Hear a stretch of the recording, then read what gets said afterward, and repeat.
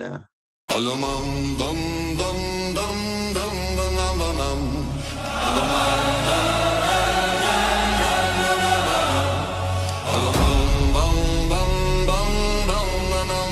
Ladies and gentlemen, fans of the game, Stack King. If it's got a scoreboard, you know we talking about it.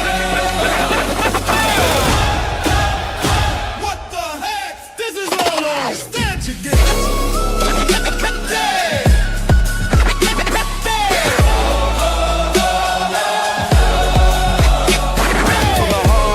To the gridiron, fast breaks to the end zone, walk-offs, knockouts, buzzer beaters, yeah, we breaking it all down.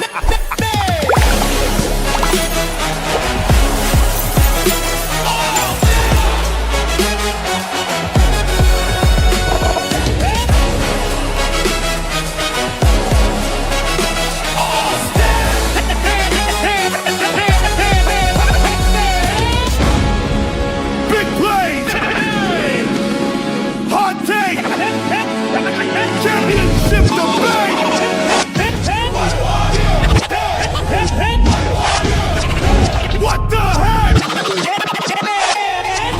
This is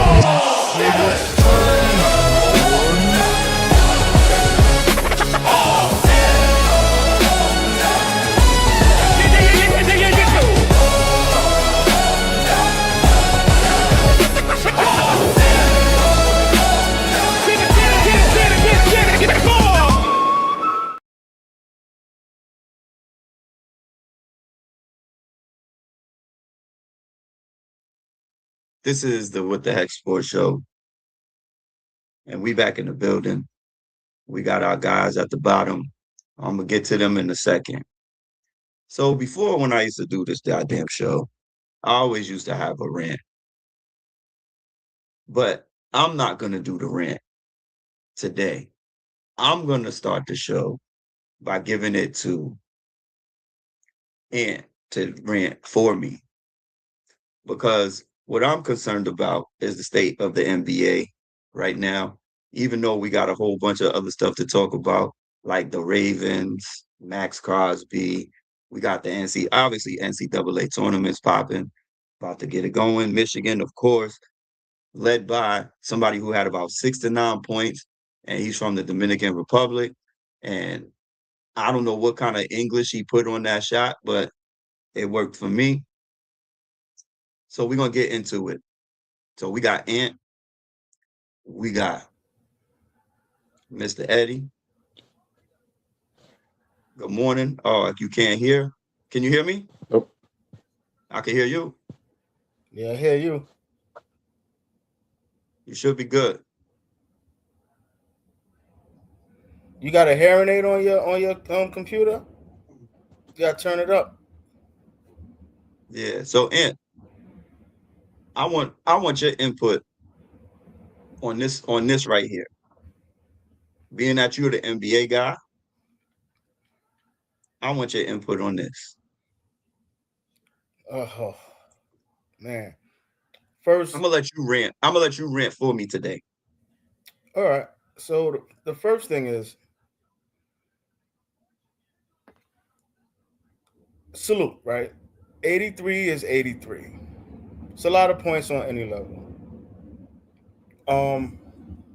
So respect to Bam for scoring 83, a man who has killed 15-point parlays or all ever since we've been able to bet. With it's the morality of it, man. It's the morality of it. It sucked. For joining, subscribing, like we was good at the 74, right? Because the 74, when he was at 74, that was earned. It was just him being hot. It was in the flow of the game. All the antics afterwards, going forward, it was horrible for the game. It put a black eye on sports. And what we look at today when we watch basketball, this is why people don't watch basketball. Why people don't watch the NBA. It has turned into the WWE almost. Everybody think it's fixed, it's scripted. You got dudes committing fouls, trying to stretch the game out longer. You got coaches, the coach Eric Spoelstra, who is one of the more highly respected coaches in the NBA, who's going with this thing instead of just leaving it, giving it the ethical value of what it could have been, and we could have respected at 74. So while it's 83, he's the second most highest points ever. Respect to Bam. At the end of the day, I mean, he's only going to do what they let him do. As the player, he ain't going to sub himself out. He's not going to stop taking the shots if you're going to give it to him. But at the end of the day, it's a horrible black eye, and it's why people just don't watch, man. It's why people don't watch. Fishy, thank you for joining. What do you do? What do you do, Ant? What's going on? What's good, Eddie? What do you do, Hank? How's everything? Good morning, man. We're here talking about Aja Wilson's boyfriend. Bam. Yo. So let me ask y'all a question though. So did it compromise the integrity of the game?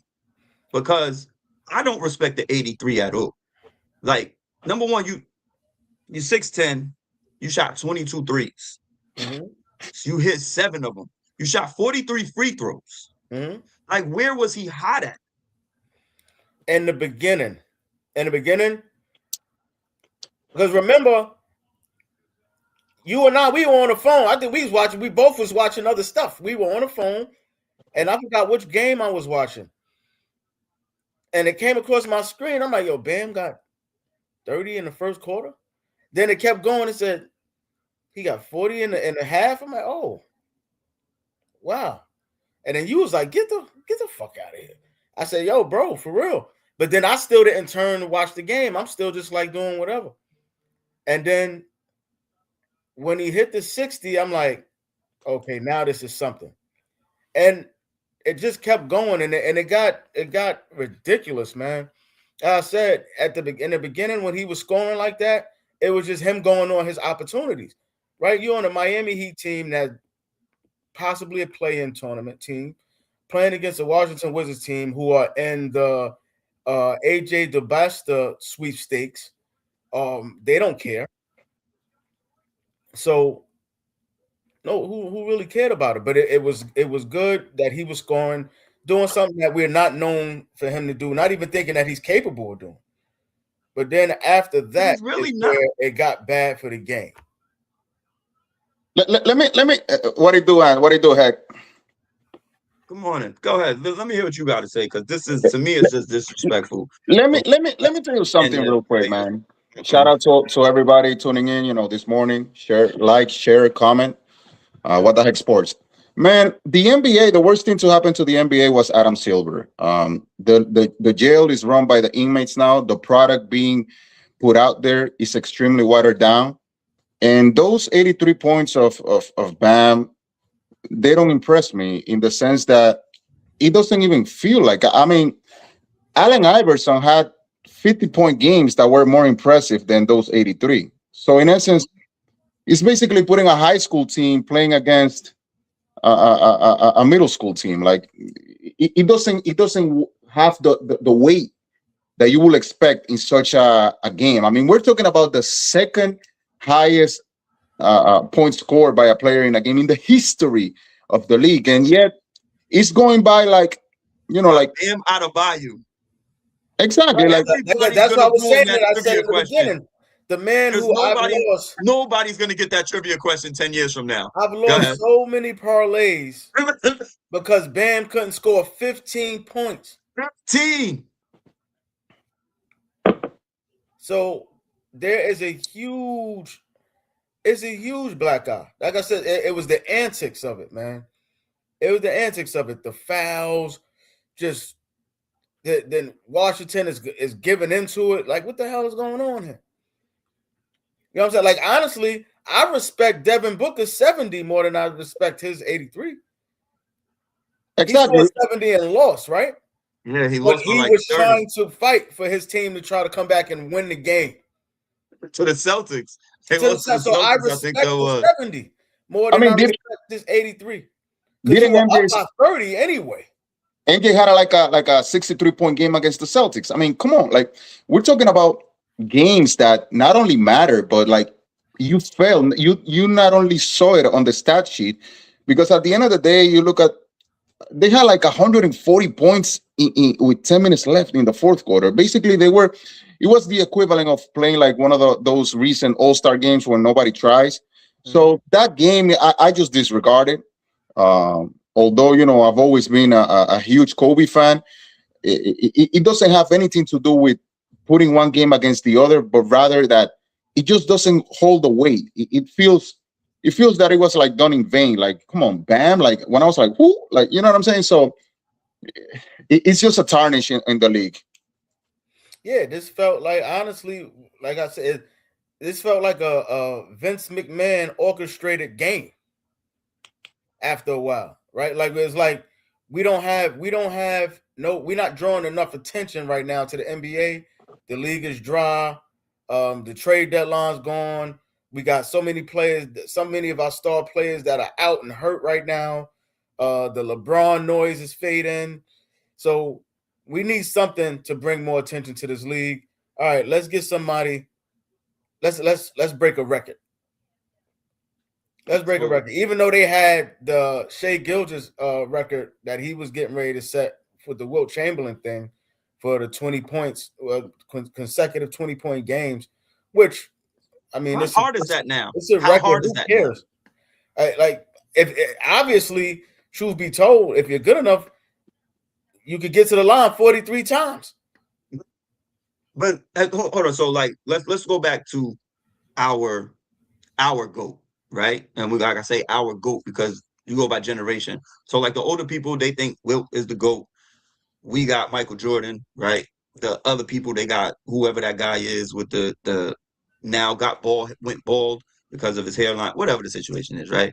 So he said I could average 30 points easily. 8 points a quarter is 32. Right. And I'm the shooting guard. I'm the main person touching the ball. If I can't get to the line 2 times in a quarter, and if I can't hit a layup and a jump shot, I'm trash. Why am I here? Why am I here?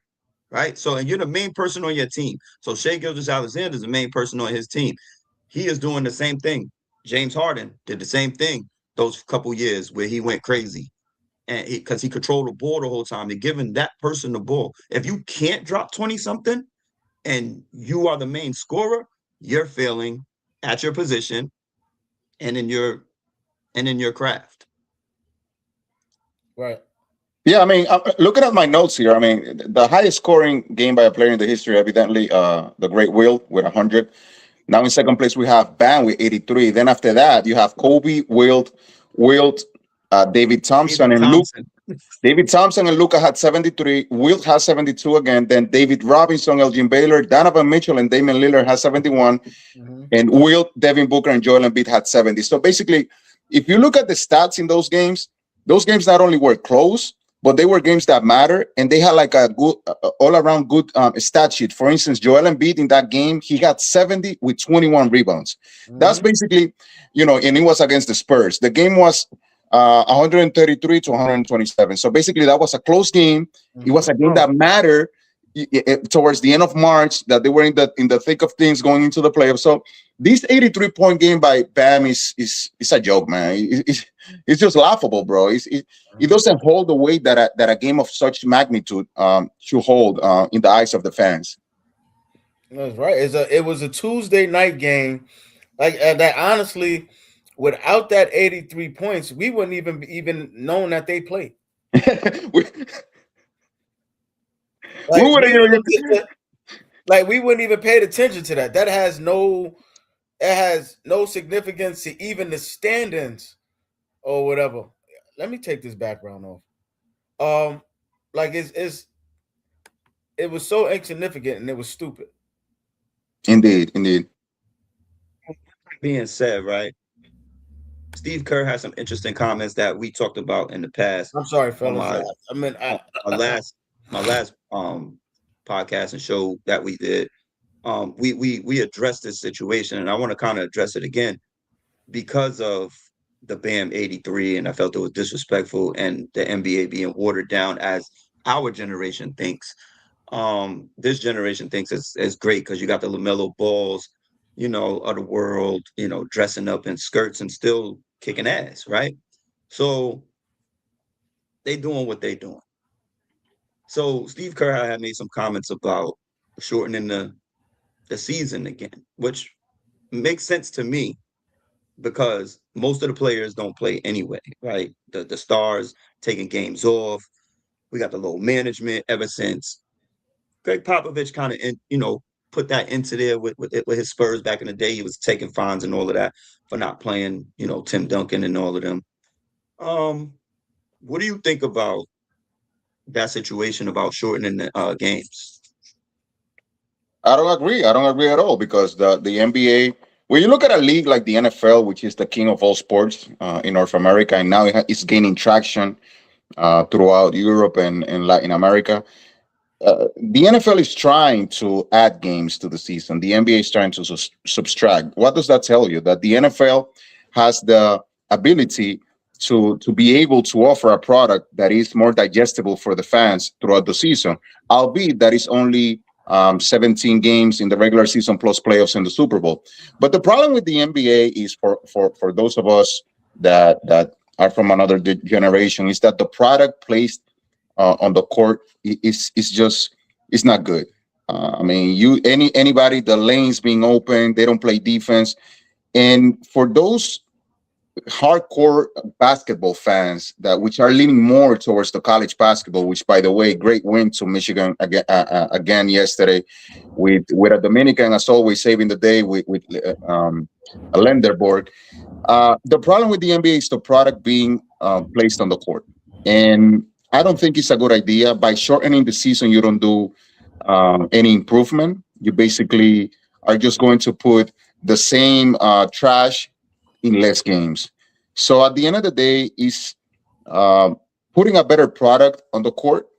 Um, right now, the inmates, like I said earlier in the show, the inmates are running the jail, the all these contracts, these switching teams. I mean, you buy a jersey of a player, and then 10 years later, you have 5 different jerseys of the same players, switching teams every year. So it is a systemic issue. It's not a games issue because the NFL has proven that I don't think it's going to fix anything. Rather, putting a better product for fans on the court and making it more.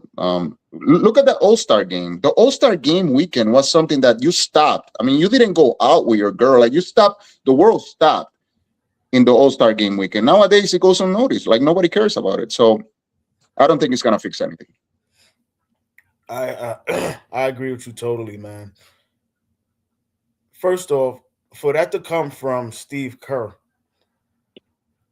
was total hypocrisy, one, and blasphemous at the same time.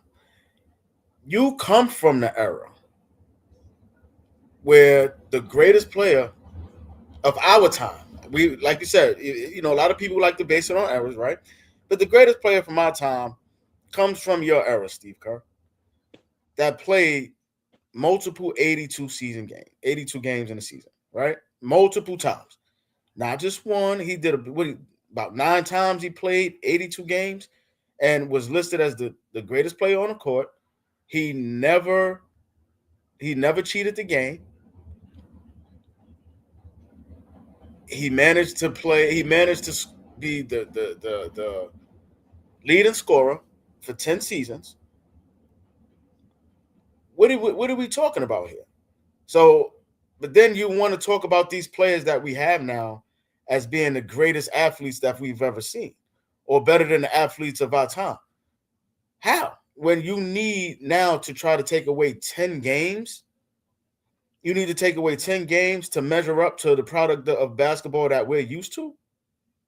That doesn't make any sense. And like you said, there's no way that shortening up a season, well, because they can't really shorten up a season. They'll keep the same length of time. I guess it'll leave space in between the games, right? It'll leave space in between games because the season will probably still draw out that long as it does from October to June in regards to scheduling.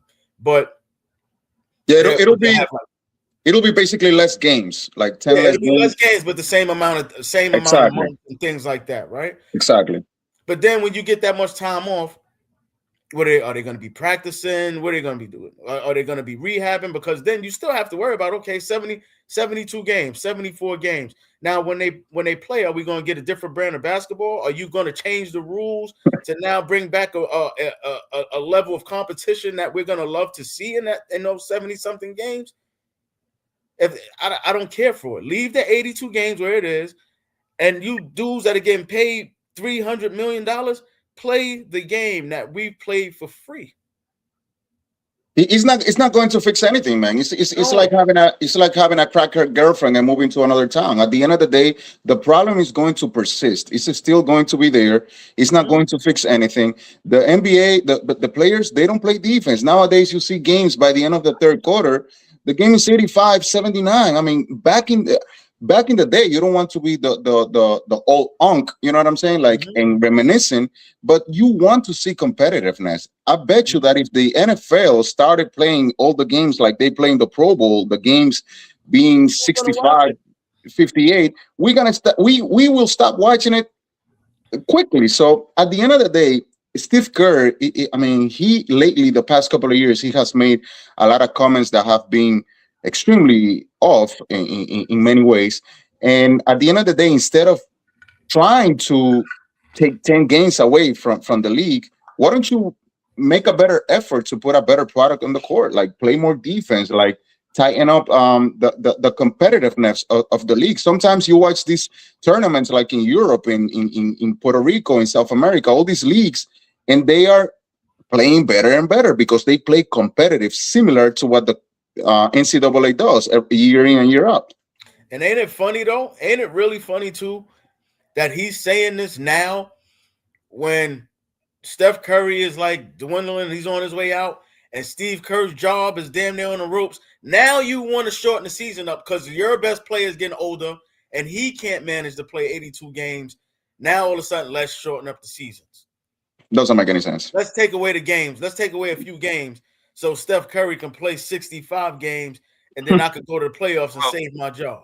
Okay, so all right. So what I'll say to that is, this is not the first time he said it. He said it a few years ago as well. I That think might have been when Klay I Thompson think was hurt, though. But think the it's always when his teams is. think He the wasn't saying NBA that when could. they was back to back. I think the NBA could benefit from something like this. In my opinion, because we're not getting the right product on the floor. We're not getting a competitive atmosphere every night that you step on the floor. Hence, back to the 83 from Bam that we don't respect. You But feel do what I'm you think saying? cutting 10 I games think they will should go guarantee into, huh? 10? But do you believe cutting 10 games will guarantee that the product will be I strong? Of think course they not. should. I think they should. What they should do is come up with a different system, probably a more competitive tournament like system, not the play-in tournament, but something to the season where it makes it more NFL like, where it make the games actually matter. So I Not think shortening the season and then having a tournament like the playoffs, I think the playoffs should go, and this is just me. I think it should go 3 games in the first round, 5 games in the second round, and then 7 and 7, right? Because when you do that, that person, say you got that off night at home and you got home court advantage, right? Now that other team coming hot, slap you up real quick. They done beat you by 15 on your home court. You're the number 1 seed, that's the number 8 seed.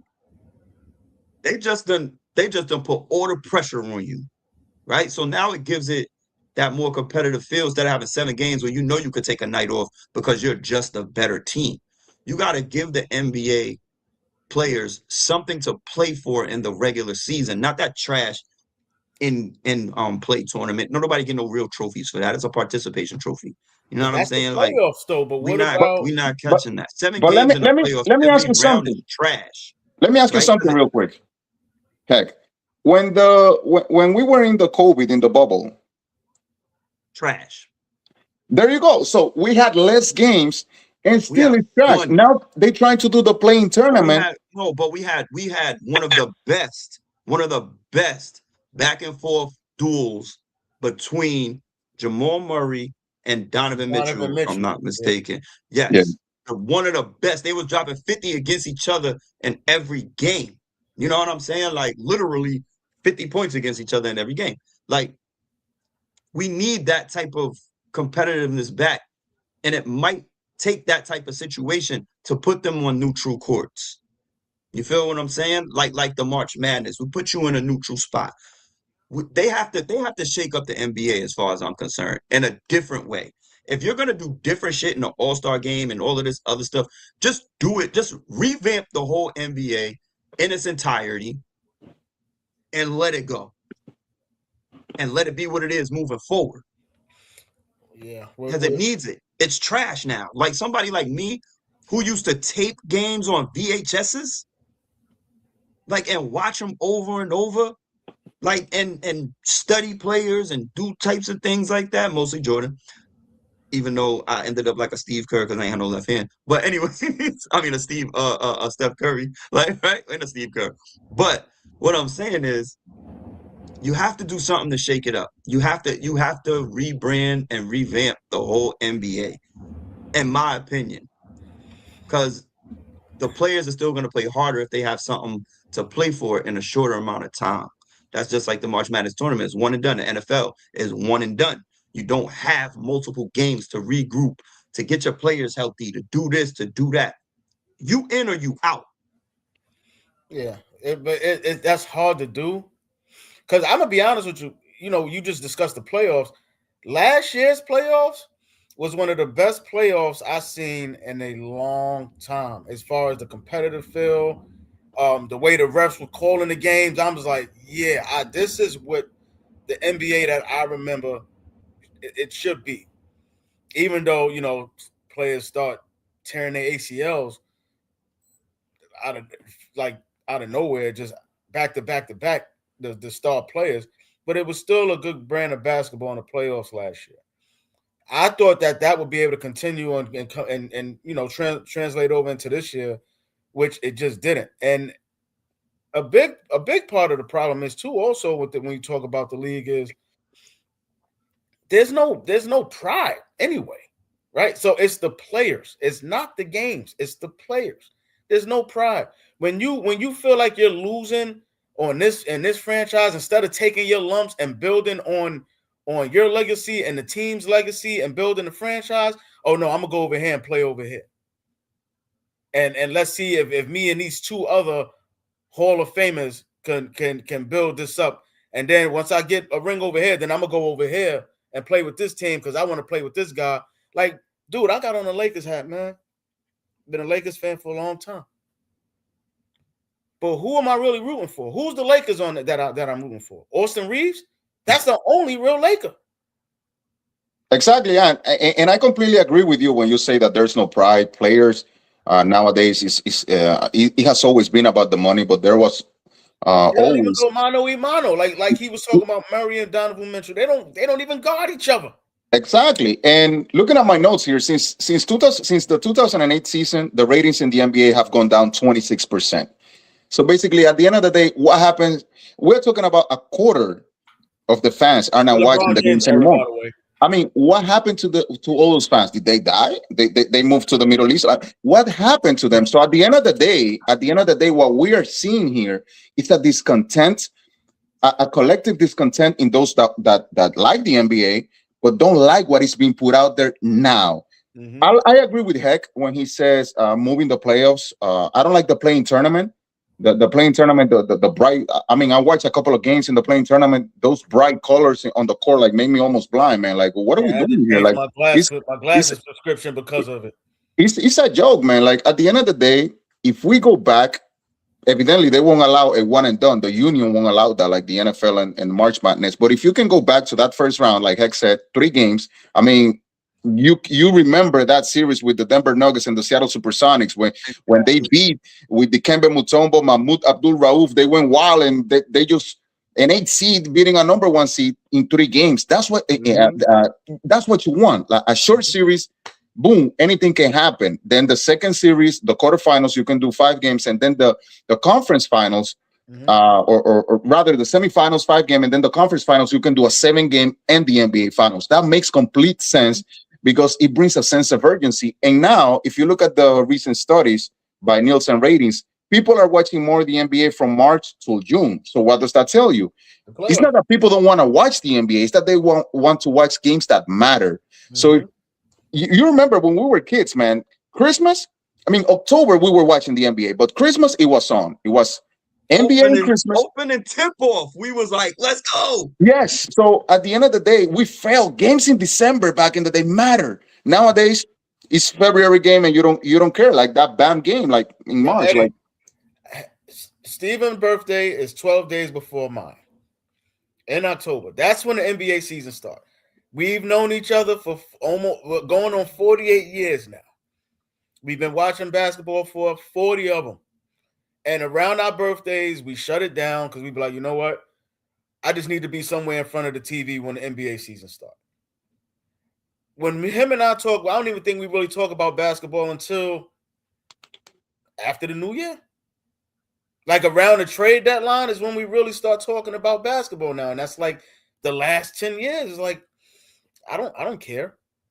What they probably, another route that they probably need to take for the playoffs and for the season as well, is forget, if y'all not doing East and West in the All-Star game no more, then forget the East and West for the playoffs. The top 16 teams play in the playoffs.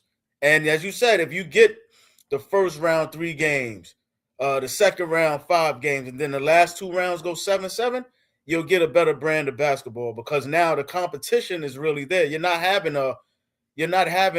number one East team. and West got to meet up because East and East could be in the finals and West could be in the finals. Exactly.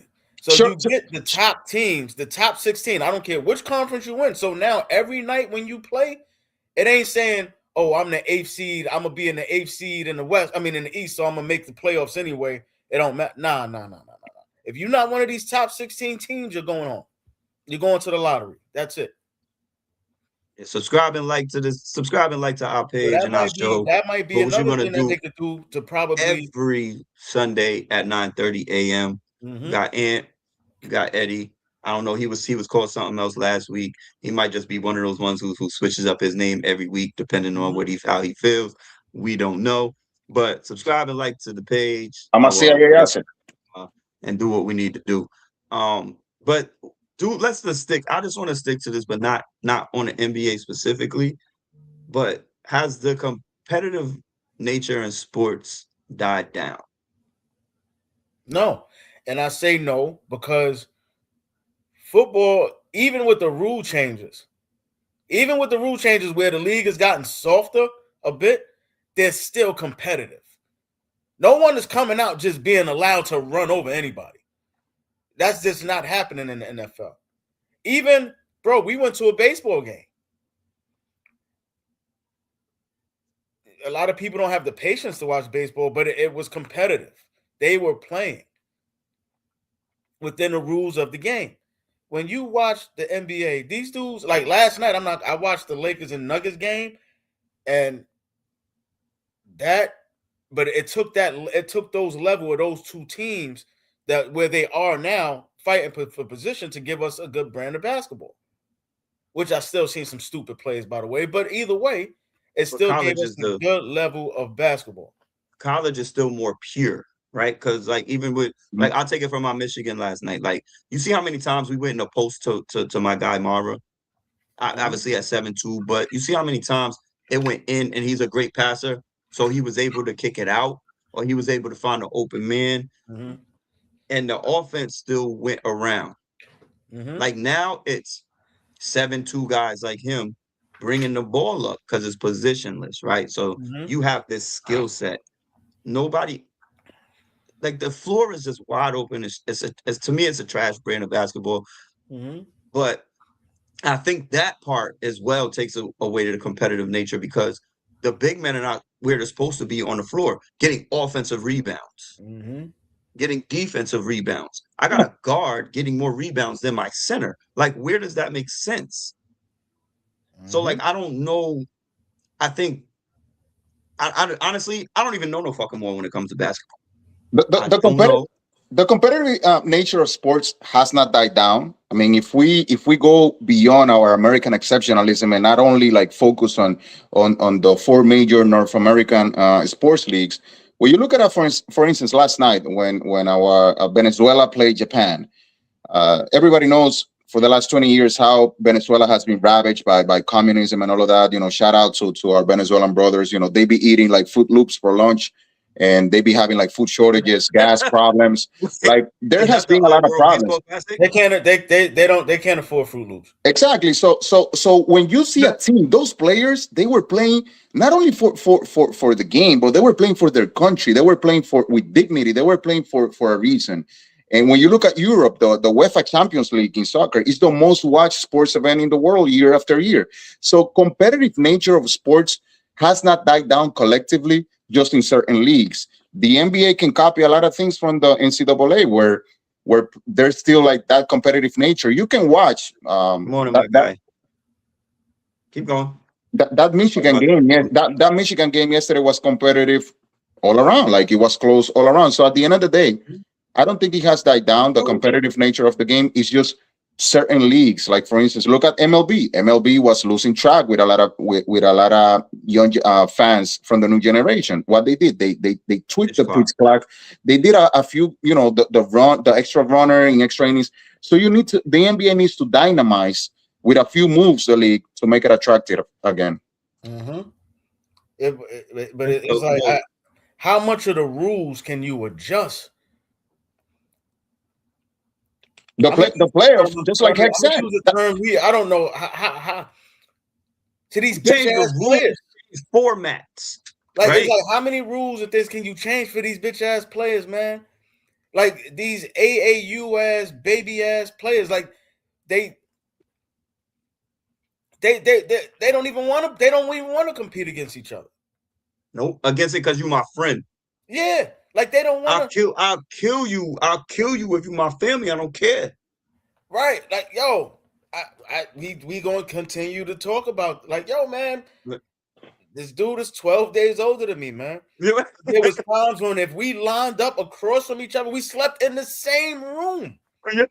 If we lined up on the other sides, one of us might go to the hospital because of the other one. And then we'll go to the hospital and then we'll see each other when we get home. Like, that's the way that goes. It's competition. I don't want to lose, and I definitely don't want you to win. Completely agree. And these players, it's like you can change up any format. You could come in and say, you know what? Look, we'll go with the NCAA one game, one and done, and all that stuff. These dudes still not going to compete. They just don't. It's certain they just don't do it, man. They don't have it. Completely agree. Yes, that's what it is. So forget that part. We're gonna let's scrap that situation because we had another situation I want to get y'all's opinion on throughout the week. This situation has, even though that was a great points, everybody brought up great points about the NBA and everything, but we're going with competitiveness and rules and rule breaking, I guess. We had a situation with these guys. Oh, we had a situation, and I just really want to get you guys' opinion. I will start with Eddie. I want to get your opinion on how you feel about the way the Baltimore Ravens conducted their business, even though there's been a lot of turn down trades and stuff due to injuries and whatnot. But I felt that the Baltimore Ravens think they gave up too much for Max Crosby, as you said last week, and they understood that. And they rescinded the trade. They did some bogus shit behind the scenes. But what do you think? Again, Eric DeCosta, the Baltimore Ravens general manager, was watching our show last week, and then he just made his mind. I mean, like we said last week, 2 first-rounders for Max Crosby, man. It was too rich. And at the end of the day, they got Trey Hendrickson, which in essence is the same exact thing that we mentioned last week. In this day and age, Von Miller set the standard that you can still get like a nice edge. Trey Hendrickson is 32 years old. and he's still in the prime of his career. That guy has improved every year since he came into the league with the New Orleans Saints. So basically, Von Miller proved that you can get good defensive ends, edge rushers off the market without to having to like sell your kidney in order to get them. So at the end of the day, the Ravens, they were saying that there was some problems with his physical with Max Crosby, and then they backtracked on the trade. And at the end of the day, both teams win. The Ravens win because they get Hendrickson, and the Raiders, they win because that team is stacked. That team is loaded. Nakobe Dean is going to be there anchoring the middle of the defense. Max Crosby is back with a chip on his shoulder. He's been deleting tweets and Instagram posts this week because one day he was a Raider, the next day he was a Raven, and the guy is confused. But both teams win. Everybody wins, and at the end of the day, it was too much to give up for that player. Yeah, I think that I think that somebody on the Ravens saw you last week and said, "Yeah, man, this is too goddamn much." This was because there's clearly, and it looks tempered. To be quite honest with you, it looks tempered from when you can, because most times we've seen trades get rescinded based on physical or even other things, right? Even in all leagues, yeah. We've seen that type of stuff, but never, ever, ever, ever have we seen a trade get canceled and then within hours, you have another deal on the table to sign someone who is pretty much at this point in time just a little older, the same style player, 3 years same older. Yep. like how and when have we ever seen that? That it's something, and then and you still got your two picks.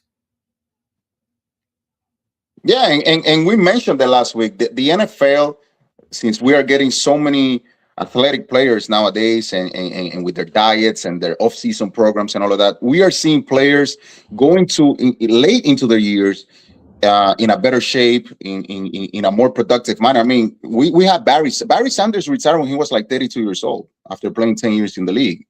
Tom Brady retired when he was 45. So basically, at the end of the day, it's easier nowadays to find good players, especially in such a premium position like edge rusher, which after quarterback is the most premium position in the league, arguably. And you don't need to give up. There's gonna be rare instances, like we mentioned last week, like a Micah Parsons, a guy that is 25 years old with a ceiling of becoming a player as disruptive as Reggie White or something like that. But there was no need to give up all those picks for a player like Max Crosby when you can get a Trey Hendrickson of the free agent market and still in his prime.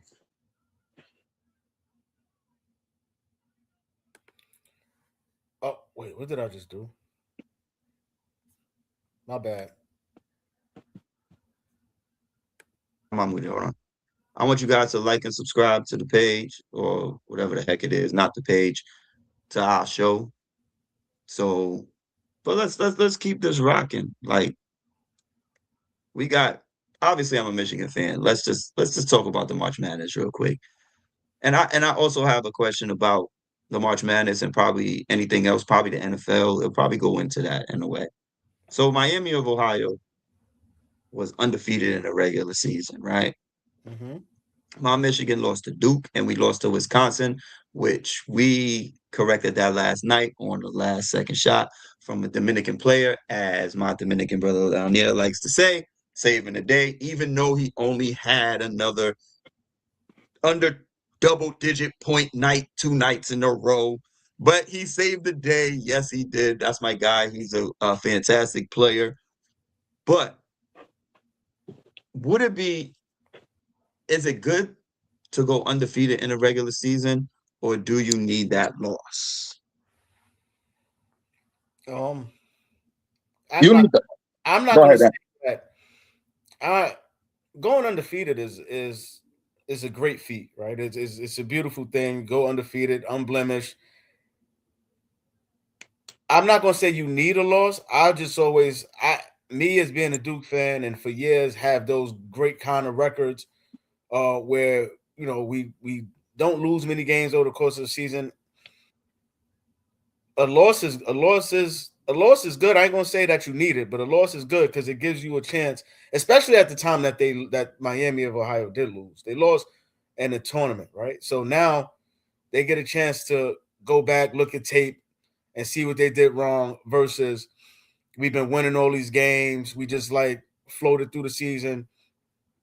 But also that's I don't like that. I don't like to use that team. Reason being is because look at a conference like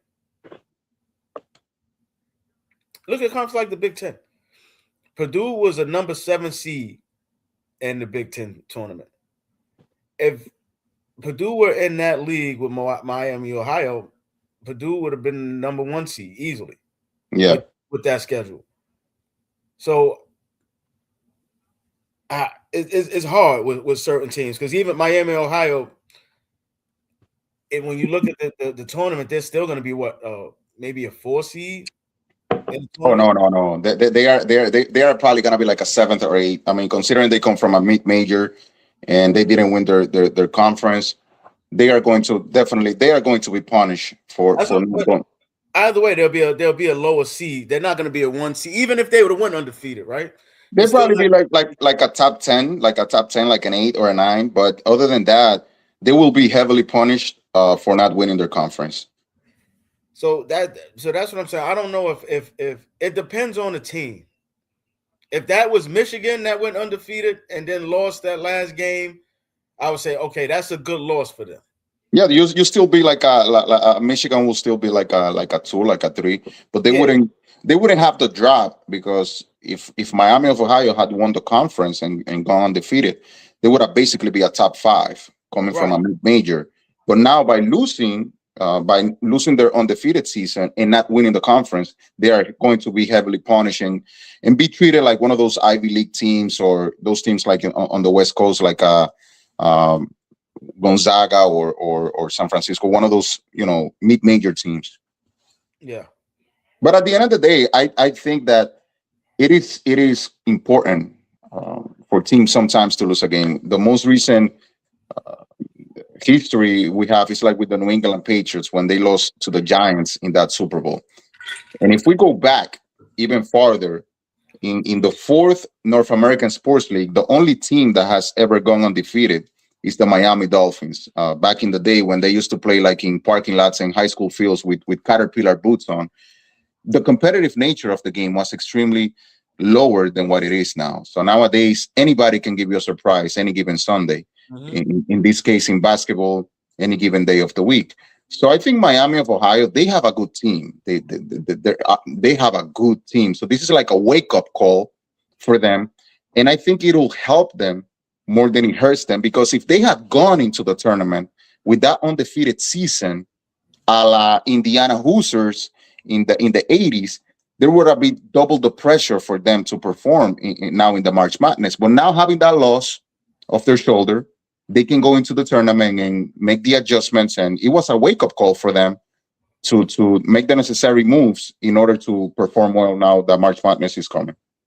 Right. You have that feeling. Well, now you have that feeling of knowing that you can lose, right? And you still got more to go. So let's see how they pick it up going forward from that, and we'll see how they take it into the tournament. Now, when you brought up the Patriots, that loss they had, that was it. It was over. It's time to Exactly. go home. It was time to go Exactly. home during that loss. So there's a difference with that. There's So a at the end difference. at the end of the day, I think that a lot of times, most of the times, it comes as a blessing in disguise, having that loss and having time to adjust. Uh, I remember back in the day when there was that Minnesota Vikings teams in the '90s with Culpepper and Randy Moss, Chris Carter, Robert Smith out of the backfield, and that team was smoking the league. That team went at one point like 15 and 0 or 14 and 0 actually. It was 16 games back in the day. I think they finished 15 and 1. So basically they lost that game towards the end of the season. I think it was week 13 or something off the top of my head, going to the playoffs. And then they sat the first week and then they lost in the divisional round. So it's tricky. It can be a blessing in disguise to lose that game, like as a wake up call. But a lot of times it comes back to haunt you as well. So we'll see what happens. So there's like a double edged sword with that. I mean, you like to go under. If you can go undefeated, cool. I'm not gonna say you need the loss, but it gives you a sense of knowing it can happen. And now let's go back to the drawing board and really tighten it up. There's certain teams that I say like Michigan, the loss that they had, honestly, the loss that they had to Wisconsin, that was something totally different from the loss that they took to Duke. And the reason being is Wisconsin, that's your conference, right? It's going to be a battle within that conference anyway. But seeing that outside of your conference is a team that you could possibly face in the tournament at some point, like more likely Final Four type, you got to play your game. You can you got to step it up. You got to be on point. So that loss, that was what you call a good loss, like the one we took to Carolina. Even though it was a conference, but this still shows you the level of talent that you're going to face going forward, that you need to step up. You can't just walk into the gym thinking just because the name on your jersey mean that you're going to win.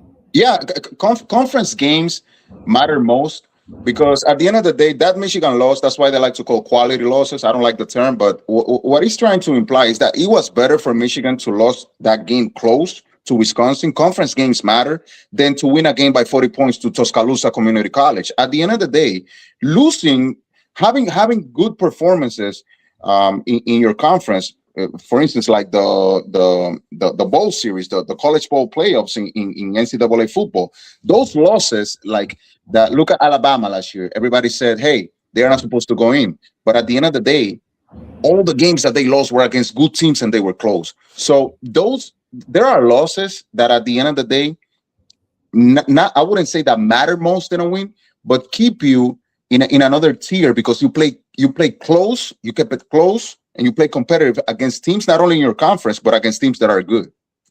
Hello, you play to win the game. You don't play to just play it. He's been waiting to use that, so we The great Herm. So moving forward, before we get into what I want to dive into, because each of us all have teams. Ant's a 49ers fan. Eddie's I don't know. I don't even know if that's a real team anymore. As the Jets. I'm ready for them to get out my building. I think they're renting the space over there that I don't need them in anymore. We're gonna have to get Geno Smith up out of here. You know what I'm saying? But damn it, I forgot. I ain't gonna lie, I forgot what I was gonna say. I got distracted real quick. We just Tatum, because we was on basketball. What do you feel about Tatum's return and the Celtics being possibly the favorites again? But in my opinion, before I give the floor to you guys, I think Jason Tatum should still take a back seat to the MVP of the Eastern Conference Finals and the NBA Finals and play his role coming back as such in order for them to move forward. If not, I don't know what you guys' opinion are, but I think I need him to stay in his fucking lane. So I'll let you guys have the floor. Whoever wants to go first on this, please go. I think Tatum coming back, first of all, is rushed. I don't think he's fully healed. The magnitude of the injury that he had was substantial. And at the end of the day, it's going to hurt the Celtics more than what is going to help them. The dynamic of the Celtics team flows better with Jaylen Brown. Don't get me wrong, Jason Tatum is a phenomenal player. But at the end of the day, the man on that team is Jaylen Brown. It's something that we can't argue. Celtics fan might get mad at me, but I think the ball movement and the dynamic of the squad on every level, not only offense, defense, who has the ball, who takes the last shot, who's in charge, will dramatically change. And at the end of the day, it's going to hurt them. The dynamic and the chemistry of the team. So it's rushed. There's no need for him to come back that fast. And I think it's going to hurt the Celtics the way that they've been playing and moving the ball around and having Brown anchor the ship. Okay. Um, I also feel like the Jason Tatum comeback was rushed. It was me personally, I would have waited if you were healthy enough. I probably would have waited to maybe about 5 or 6 games left in the season. If something like that, right? That would have gave you at least that closer to a year time frame that injury really takes. Now, as far as them being, as far as his role, I think he notices now that Jaylen Brown is more of an impact than he even thought when he was healthy, because they're in still the same position that they probably would have been if he was healthy anyway. Indeed. So he needs to understand that he don't have to even not even paying attention so much to Jaylen Brown. You look at the emergence of a Peyton Pritchard. You look at the other players, the Sam Hausers and the Derek White and even Cater. That team will be dangerous going into the playoffs, by the way, because they even got Vucevic, who they haven't even really even worked him in yet. But Jason Tatum definitely, at this point in time, mentally, I don't think he's there yet. I don't think he's there yet. That's the problem I have most. Forget everything that's on the floor. Forget that's on the floor. Mentally, you can see he's not aggressive. He's still taking bad shots because he's not comfortable within his leg. You see, he said if he needs to take a seat, if it isn't broke, then it needs no fixing. Me personally, if I was the Boston Celtics organization, period, I wouldn't even brought him back this year at all. I would have just let it go.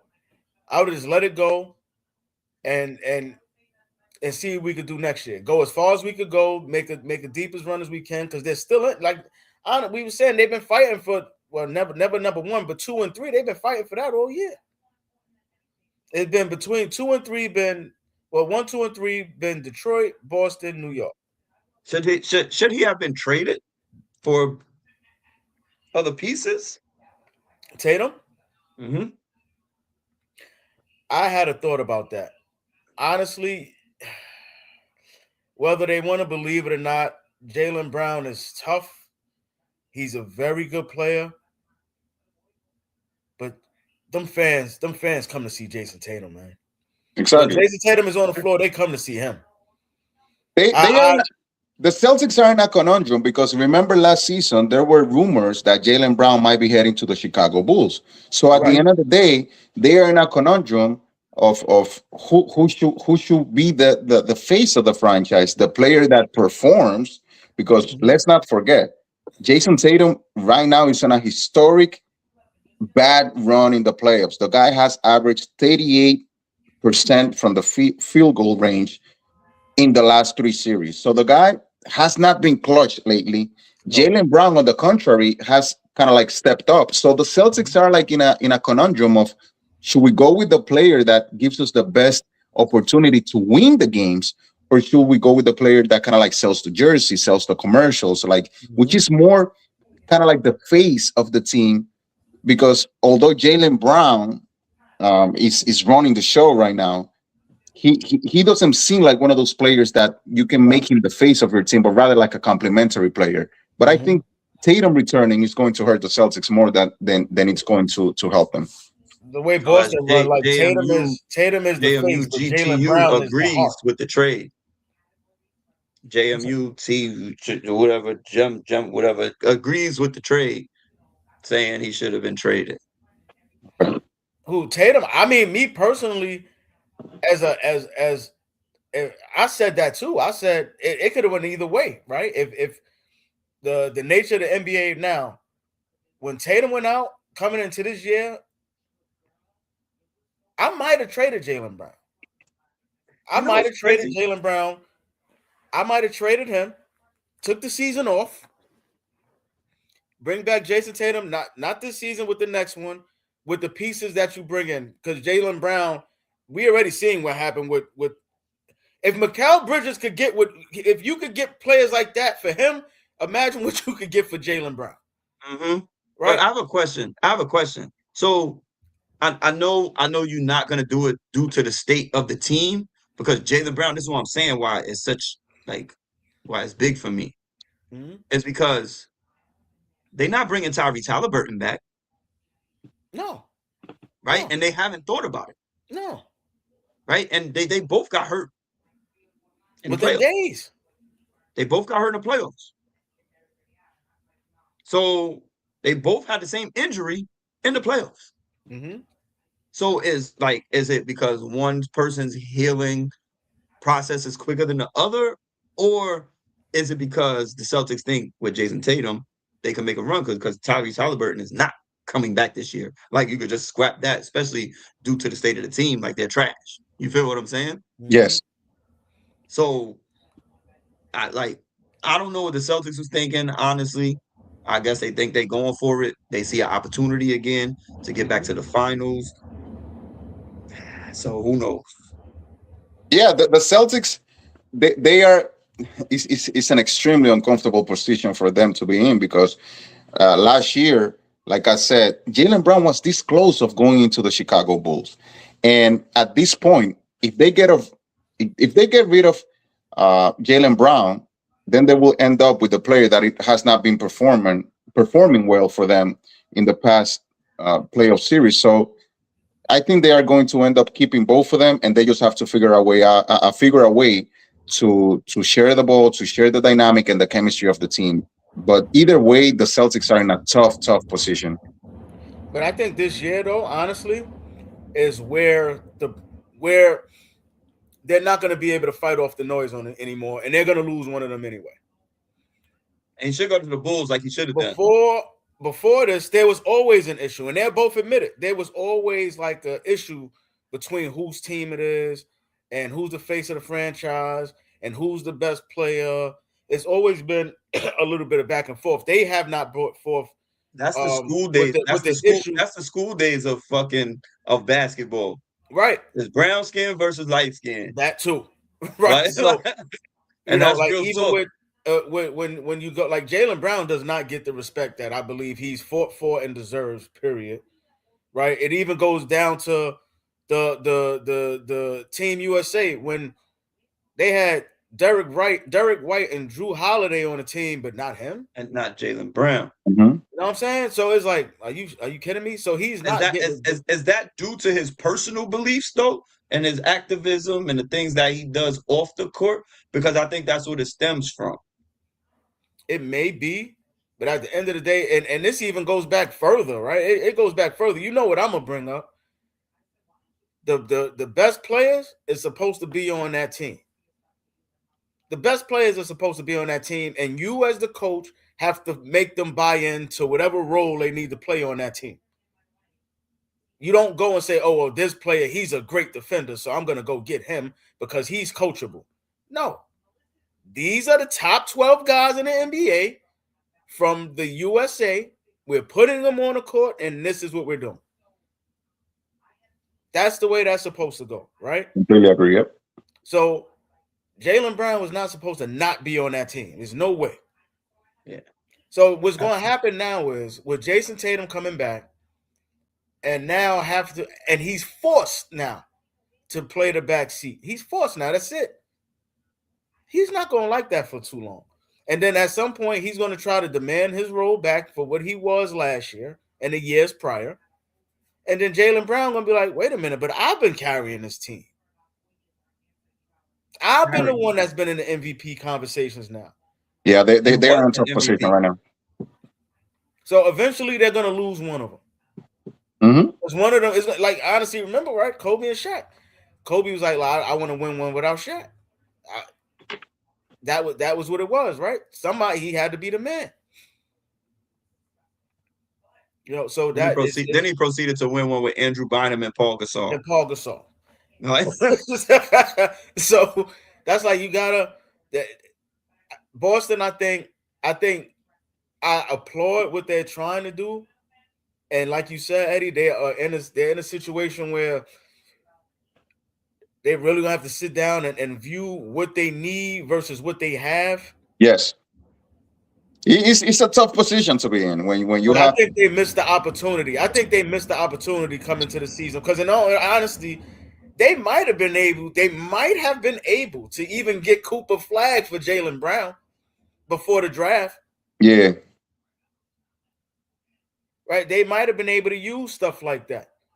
it's You got rid of Porzingis, you let go of Drew Holiday, you let go of you let Horford go, you let all these players go. You don't have Tatum, so it looked like they was getting ready to start going into a mode of getting ready to blow it up. And anyway, just for a season, maybe fall back a little bit in the draft, and then jump on one of these Cam Boozer or one of them, and then now you got Tatum coming back, and then now it's like, okay, now we off to the races.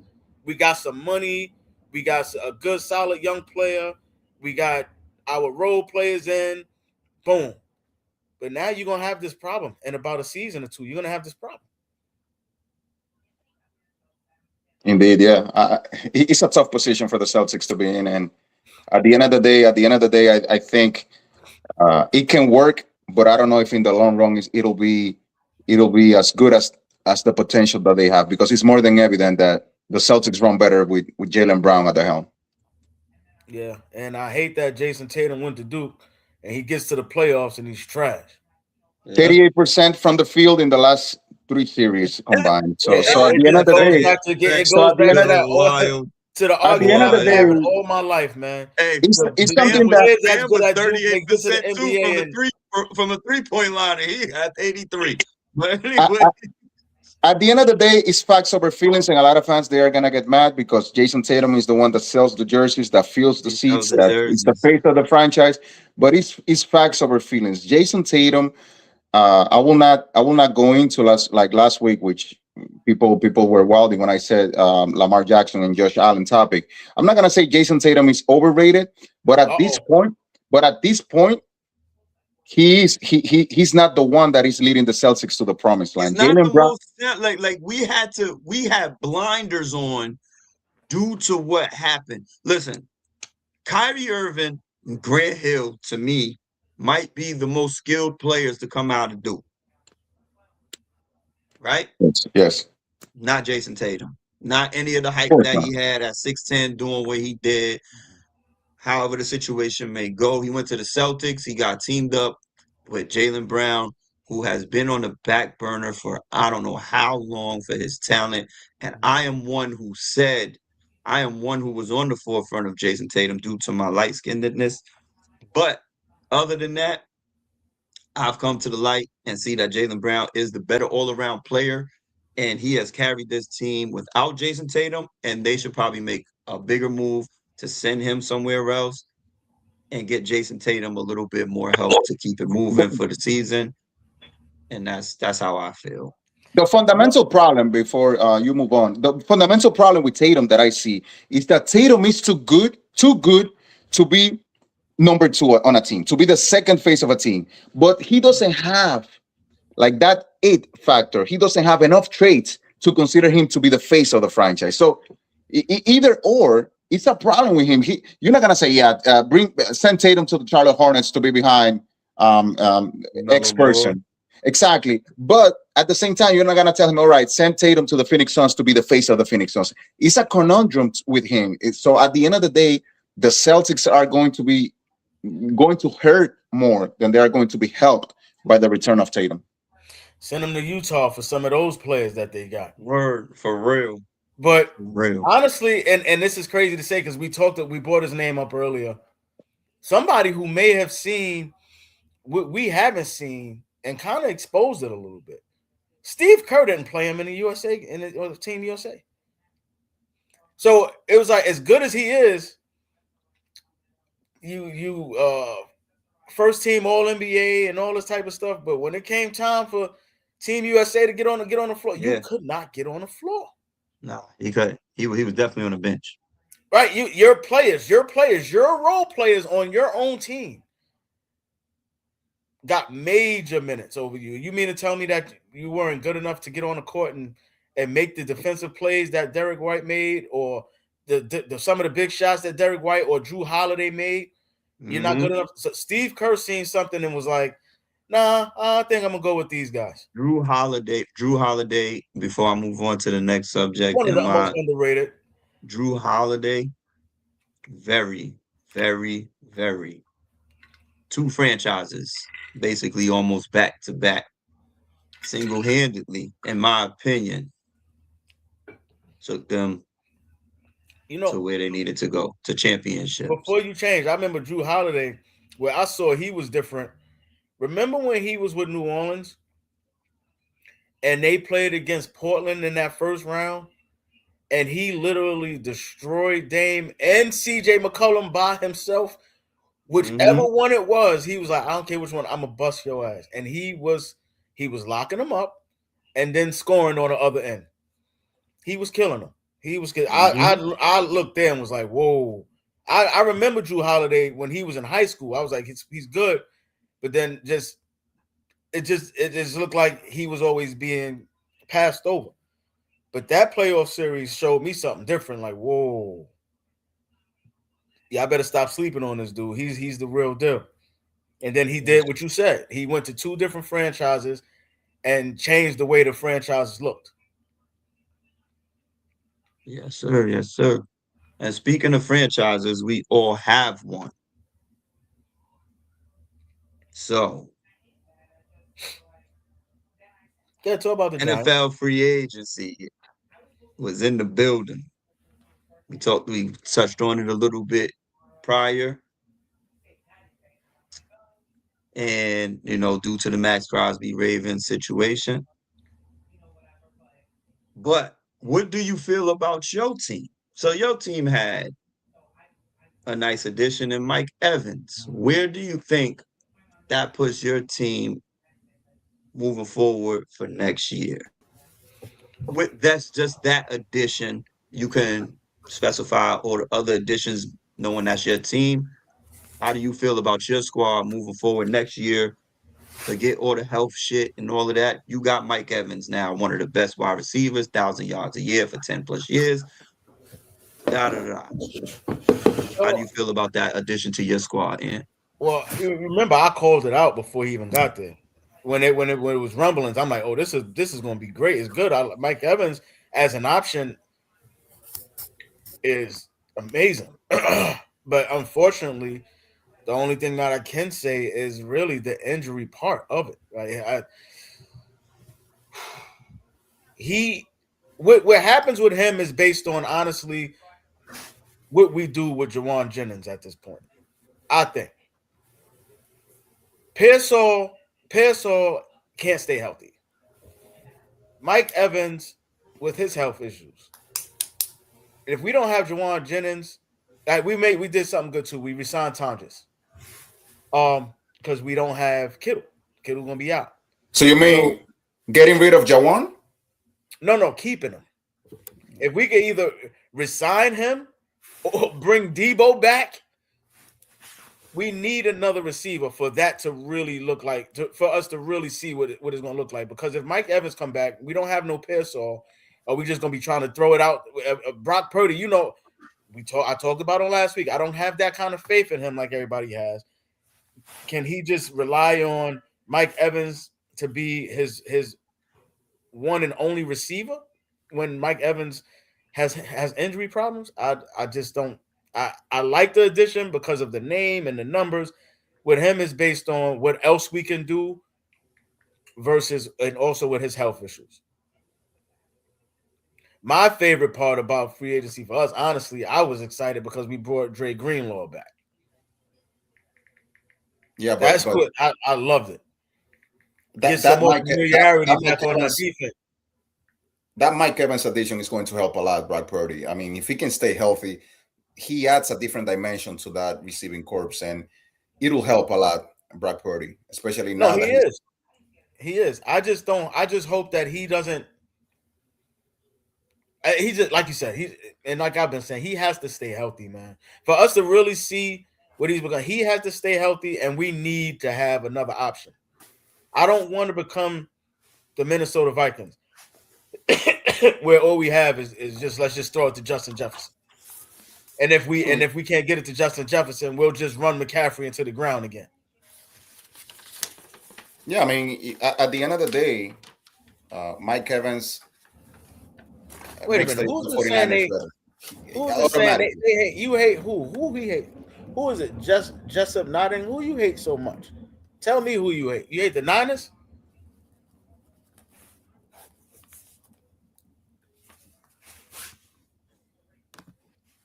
He said he said I hate them. Hate who? Who you hate? Be specific on who you hate. Jessup nodding. Yeah, you right. Yeah, you hate who? We talking about the 49ers. You hate them? Be specific, tell them. Must be a Cowboy fan. The Giants, man, you asking about me, the 49ers. I'm watching the Giants they're making moves. There's one move though. Y'all let go of a player that I think is going to really bite y'all in the behind. Hold on. Dude. Before we get to my New York Giants, before we get to that,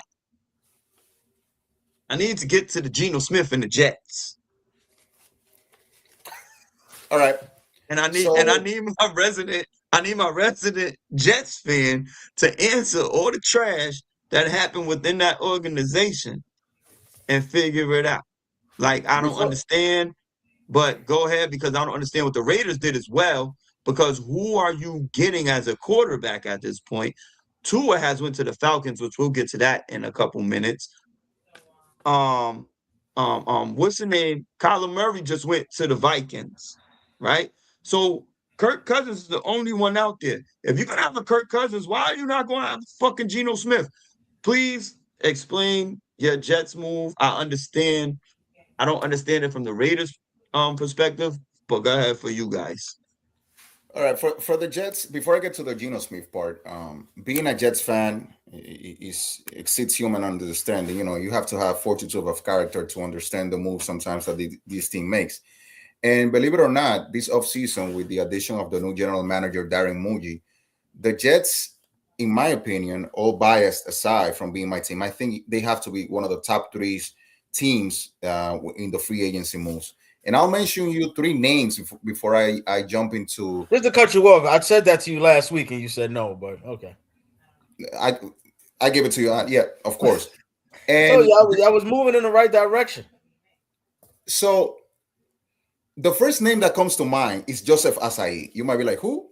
The guy is 25 years old. He used to be the backup for Trey Hendrickson in the Cincinnati Bengals. And last year he had the highest QB pressure rate and pass rush win percentage in the whole NFL. So we're talking about a guy that has the potential, and he was signing a team-friendly contract, 3 years, $36 million, playing behind Hendrickson, and he put up numbers.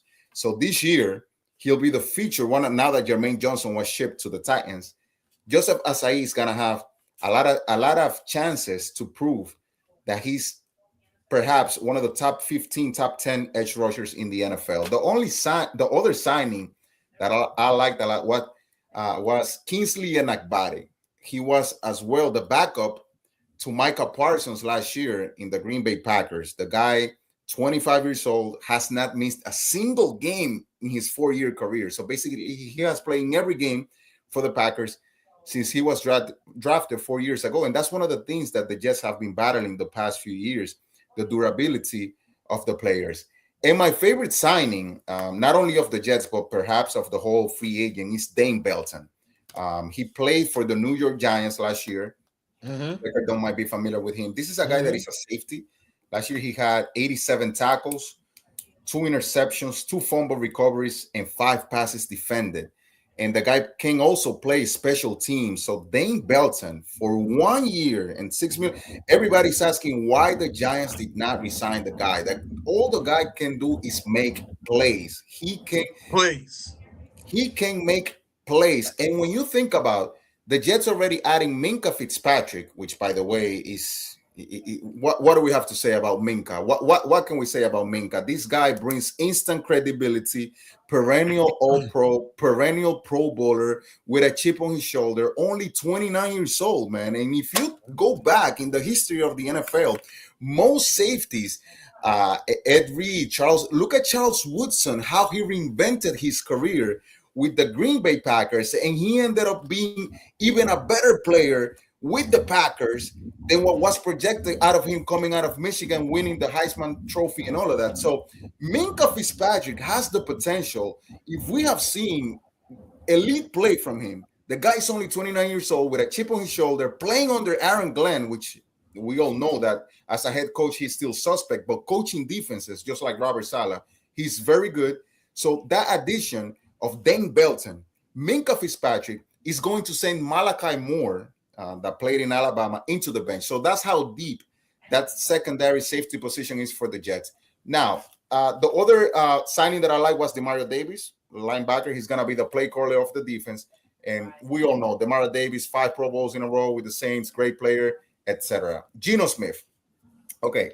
So to all those Jets fans, being a Jets fan is tough, man. And I'm hearing the Jets fans, oh, Geno Smith is wash, Geno Smith is not good, this, that, the other. They talking like we've had Dan Fouts, Peyton Manning, and Brett Favre for 20 years each as our quarterbacks. The epitome of organizational incompetence when it comes to the quarterback position is the New York Jets. So having Geno Smith on a team-friendly deal that the Raiders are going to pay the majority of his salary. And not to mention, before you finish, this is not the Geno that y'all had before. Exactly. This is the more seasoned veteran type Geno Smith. But go ahead. Exactly. Like when you have a guy like Geno that has gone around the league, people are trying to compare him to Sam Darnold and all of that. You can't make the comparison because Geno Smith is going to be 36 years old.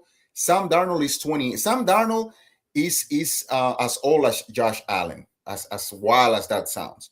So basically, at the end of the day, the Jets rush Darnold into the spotlight. Once again, the Jets are the epitome of organizational incompetence when it comes to developing quarterbacks. You can go down the list. I mean, I don't even know how Chad Pennington survived the dysfunction of the Jets. But at the end of the day, having Geno Smith, I'm not a fan of Geno Smith, but he's a good, solid, sound signing on the business front. The Raiders are going to pay the majority of the salary. The Jets are going to pay him a veteran's minimum salary, so it's friendly. And you can bring Uncle Rico from Napoleon Dynamite as your quarterback, and it'll be an upgrade over Justin Fields when he was having those 40, 35-yard games. I mean, come on, man. Like, it's this 2025, and you telling me that a team cannot throw more than 100 yards in a game?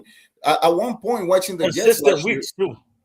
Yeah, I mean, last year watching the Jets at some point, sometimes felt like watching the Canton Bulldogs from Ohio in the NFL in 1923. We did not look like a functional NFL offense. Adding Geno Smith brings instant credibility. I'm not saying he's going to be an all-pro, but at the end of the day, with the Seattle Seahawks, he had two Pro Bowl seasons. He had 2 seasons with over 4,000 yards. The last 4,000 yards by the Jets from a quarterback was in 1969 by Joe Namath with his mink coat on. So at the end of the day, the Geno Smith signing is an extremely savvy, sound signing because having had Kyler Murray come in to replace Justin Fields, it would have been Justin Fields 2.0. Let Kyler Murray go to the Vikings, work with Kevin O'Connell, battle it out with J.J. McCarthy. It's going to be ugly over there in Minnesota. And Geno Smith can come into the Jets today, March 15. The Jets know that their starting quarterback week 1 is going to be Geno Smith with Breece Hall coming out of the backfield, Mason Taylor as the tight end, and Garrett Wilson, which, by the way, remember, Garrett Wilson had 3 straight 1,000 yards career, 1,000 yards season to start his career with basically Walmart car pushers throwing the ball at him. So imagine him, Garrett Wilson, having the ability to play with a competent NFL quarterback that can make the most checkdowns, most menial throws that Justin Fields was not able. So at the end of the day, I give the Jets an A+ free agency with the players that I mentioned, Asai, Egnabare. Dane Belton is my favorite signing from the Giants. A guy is 25, 95% tackling percentage, fourth in the whole NFL. The guy doesn't miss a tackle, can play special teams.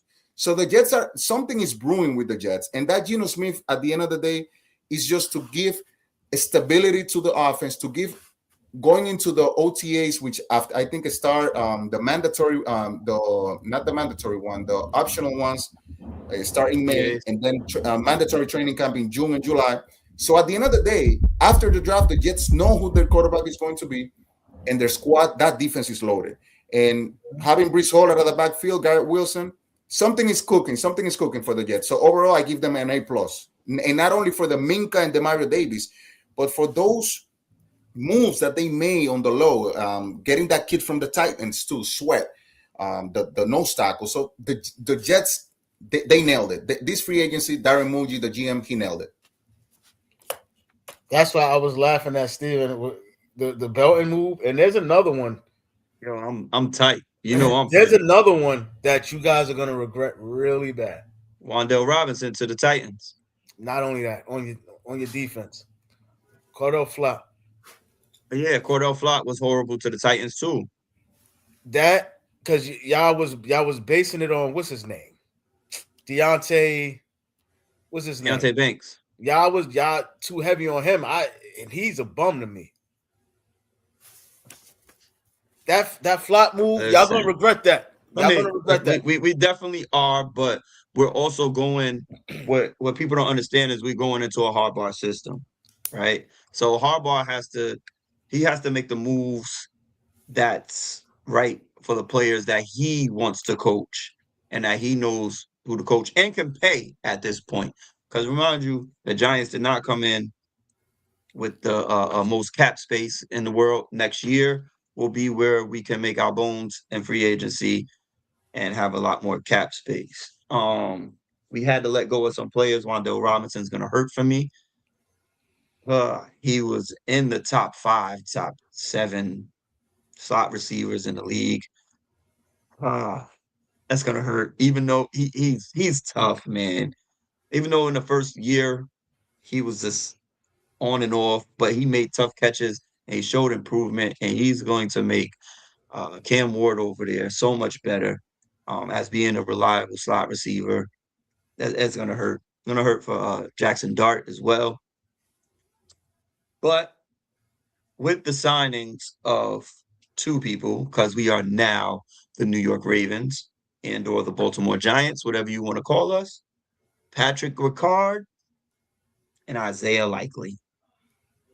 Huge. You're gonna have fucking problems. Huge. Problems at the tight end position. You got Theo Johnson, 6'6", 6'7", running about 240. If he can live up to his size and attributes, basically a fucking Tony Gonzalez just running wild. You know what I'm saying? But he don't got the hands. Hopefully he can fix that shit. And the ball machine's right there. Fix it. But Isaiah Likely is definitely a dog.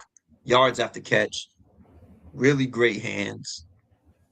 Those 2 and Patrick Ricard at the fullback, we already know what we're doing with Scatterboot in the backfield, Patrick Ricard. Those guys on the line blocking. We're going to be a run-first team. And then the play action is going to be amazing due to the people that we now have. We have to drop Slayton. I'm looking forward to getting rid of Slayton this year. Malik Davis will be back. In the draft, we have to address the draft at wide receiver. We already addressed the tight ends. We're good there. We're good. And we're not good in the offensive line. I am upset at the signing of Jermaine Illumino. Upset that we kept him. He is tied for second in penalties at his position. Every time I turned around and turned on the motherfucking game, he's across the line. There goes Jermaine Illumino with a fucking goddamn another penalty. Every time. Every game. Yeah. Every other fucking goddamn possession. Jermaine Illumino. I sat there and watched that in person. False start. Like, it doesn't end. And he's good but I could do without the penalties. But I guess they had nowhere else to go at this point. We re-signed Evan O'Neal. Not happy about that. But overall, I like where we're going. Harbaugh is going to bring us stability. He's going to bring us structure. And he brought over some good players. Even the punter. He brought over the fucking punter. Right. Like, he's brought in players that can play now. The Tremaine Edmonds from Chicago at the linebacker spot. Being that we got rid of Bobby Okereke, we're okay.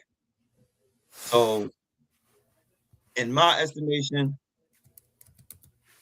I'm not going to give us a A+, but I'm going to give us a B+,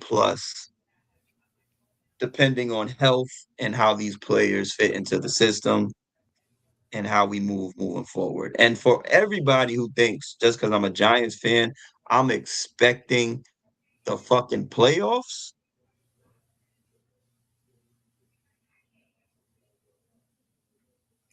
Play. I mean, if Heck is going to say that the Giants are going to make the playoffs next year, I don't see it happening. He's not. He's not saying that. That's why he jumped off the screen.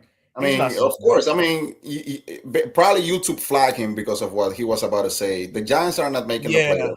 That division is tougher. That division got tougher. We touched on it last. I was not about to say that. Yeah, he Go wasn't ahead. getting ready to say I that. had Go an ahead. issue. I have an issue. Go ahead. And what I'm about to say is I want to see improvement. I see 7 to 8 games instead of 4. And then the following year, I want to see a play. I want to be relevant in week 15, saying that we have a chance. We're in that little box that's saying, hey, these guys can make the playoffs. If this happens and we get into the 7th spot, that's what I would like to see because I want to see improvement. I want to see improvement in Jackson Dart and when Malik Neighbors is healthy and he got Isaiah Likely and we got the squad to go with it. Scatterboo's healthy. He don't get hurt as a rookie in week freaking 5 or 4, whatever that was. Like, I want to see improvement. And that's what Jim Harbaugh is going to bring is improvement. Right. And that's all I want to see. And if we so happen to be the New England Patriots, because Philly took a small step back, because Washington, again, with Jaden Daniels, how they took a step back. And the Dallas Cowboys got Dak Prescott. I don't give a fuck who else they pick up. They're always going to be the Dallas Cowboys.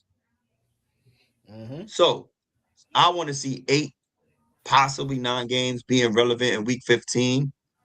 And if we can't make the playoffs, I don't want another 2022 season. I don't want it. Where we catch lightning in the bottle, win games at the end of the year, and we make the playoffs, beat the Minnesota Vikings, and then we're just trash for the next 2 years. I don't want that. I want to see steady improvement. I want to see our guys mesh together, gel together, and keep it moving for the future. That's what I want as a Giants fan. Yeah, and going into that signing of, I mean, the best signing that the Giants had, believe it or not, was, in my eyes, Isaiah Likely. This is a guy that has Isaiah proven Likely that he can. that was brilliant. That this is a guy that has proven that he can play in the league. And sometimes you sign players not only for the immediate effect that they are going to have on the field, but also in their surroundings. So having Isaiah Likely on the squad now is going to indirectly help Theo Johnson, which we spoke about last week. Theo Johnson is a freak of nature. This is a guy that has a skill set that is comparable to Aaron Hernandez, to piece to his soul, but without the hands. If Theo Johnson can learn the craft, the ethic, and the workload from Isaiah Likely, that guy is going to be a special player in the NFL. So Isaiah Likely, that's an under the radar, not under the radar, but rather a sneaky move the Giants made that I liked a lot, similar to what the Jets did, as I mentioned previously with Minka Fitzpatrick. Bringing Minka in basically makes Dane Belton, the guy that we have from the Giants, which is a phenomenal player, a guy that tackles, plays hard, sideline to sideline, plays special teams, kind of like old school player, makes him better and makes Malachi Moore. Remember, Malachi Moore was a 2-time all-conference player with the Alabama Crimson Tide. If you are good in the SEC, you are going to be most likely you are going to be good in the NFL. It's the toughest division in the NCAA football. And basically, Malachi Moore has been relegated to the bench, not because of his play, but rather because of the talent that is ahead of him. So he's going to indirectly benefit as well, similar to what's going to happen with Theo Johnson. Theo is going to see less targets, but the targets that he see, he better take advantage of them because Isaiah Likely, he's going to make plays. Yeah, he's gonna make a lot of plays, and he's gonna be Jackson Dart. In my opinion, he's gonna be his security blanket. That's how I feel. Malik Neighbors obviously will be double teamed early until they figure out Isaiah Likely and Theo Johnson cannot be left alone, and whoever we pick up in the draft. Now, I don't know where we're going, honestly, at the running back position because we got Tyron Tracy, right? I don't know. He's a great receiver out the backfield because he played receiver in college. And he's also come into being a really good running back. Him and Scatterboo together, to me, in my opinion, they would be great. They'll be like the new Brandon Jacobs and Ahmad Bradshaw. But if we have to get rid of him, no. If we have to get rid of him,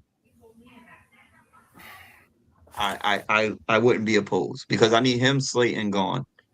Slayton definitely I need gone. For somebody else, if we have to package him with Kayvon Thibodeau to get somebody else, wherever we're going, I wouldn't be upset. But Tracy, getting rid of Tracy, I don't know how sound that it is for the Giants. Thinking about the Scatterboo injury history, Trash. plus Because we got Love. You got to think you got Love, right? But you also got Tate.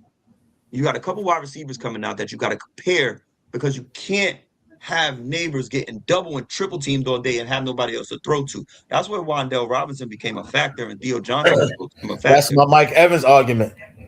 But from Like, my you perspective, can't do that. the Giants have a bigger need in the wide receiver position than at the running back position, as well as that sounds. And my reasoning for that is that Jackson Dart proved you last year with a bunch of elementary school players around him. He elevated their play, and he didn't need like when you get Jackson Dart, a guy like Isaiah Likely, compared to what he had last year. When you get him back, Malik Neighbors, they play what 4 games, 5 games together last year. Jackson Dart basically played the Not whole even. season. Not You know, even so because remember, Russell Wilson played 3. exactly. So at the end of the day, if I were the Giants, believe it or not, as crazy as it sounds, wide receiver, you need to get someone that makes an impact right away to get that pressure off Yes. Malik Neighbors. Because the running back position, this guy proved that last year. Jackson Dart proved it, that you can put him, Emmitt Smith in a wheelchair in the backfield, and the guy still is going to make plays. Jackson Dart is the real deal. And with the limited amount of talent that he had last year, he made an impact. Imagine with this improved squad and with improved coaching staff, you add a wide receiver like someone like Lemon from USC or the guy from Ohio State. This guy can make plays, and the Giants are in good shape, but I don't think they'll make the playoffs this year. And as I said, I don't need us to make the playoffs. I need us to be better than 4-13, right? I need us to be in the mix, meaningful conversation about who we are in week 14, 15, right? We sitting on 7, 8 wins, possibly going to be a 7th seed, possibly. Say, oh, we need this person. I want that talk. I want us to be relevant late into the season. Pretty much, And you just then don't want us next to be season checking off is where we wins. move. You just don't want us to check off wins on the schedule when we see y'all. That's what you just you just don't want that. Because you know what I'm gonna do it anyway, right? Because I'm damn near going 15-2 next year, right? Right. when I check All it you want off, from the I'm Giants, checking off all the shit. Because I had us going 11-5, like 11-6 this year, right? And I checked it off, and guess what? We actually lost 5 games where we are up by 10 or 14 points, and we lost those games. Lost them. You feel what I'm saying? All you So want from we had winnable games, dog. Like, the Giants is similar to the Jets. All you want is to see them in the hunt graphics when you are watching that game on Thanksgiving. Like at least you're in the hunt, not even in the playoffs, but at least in the hunt, like a 6, 7 mhm, games, 6, 7 wins going into mid-December, but you don't want to be eliminated by Halloween, which is a nightmare. So at the end of the day, exactly. out of both New York squads, because remember, New York is the biggest sports media market in the world. It's similar like when the Knicks do good, the NBA does good. So when New York teams do good, leagues in general do better. All the attention is there. I think both teams are going to improve. I like the Jets a lot. Their chances of making a higher leap than the Giants in the sense that the AFC East got a little bit weaker in some ways. That was The my the next question for you. How do you feel about the Jets in regards to the way the division has been moving? the How do Whoa, you division. whoa, whoa, whoa, whoa. You said the East got weaker. I will explain why. So at the end of the So day, with the emergence of the wide receiver that happened for Buffalo. okay. So here's my reasoning for that.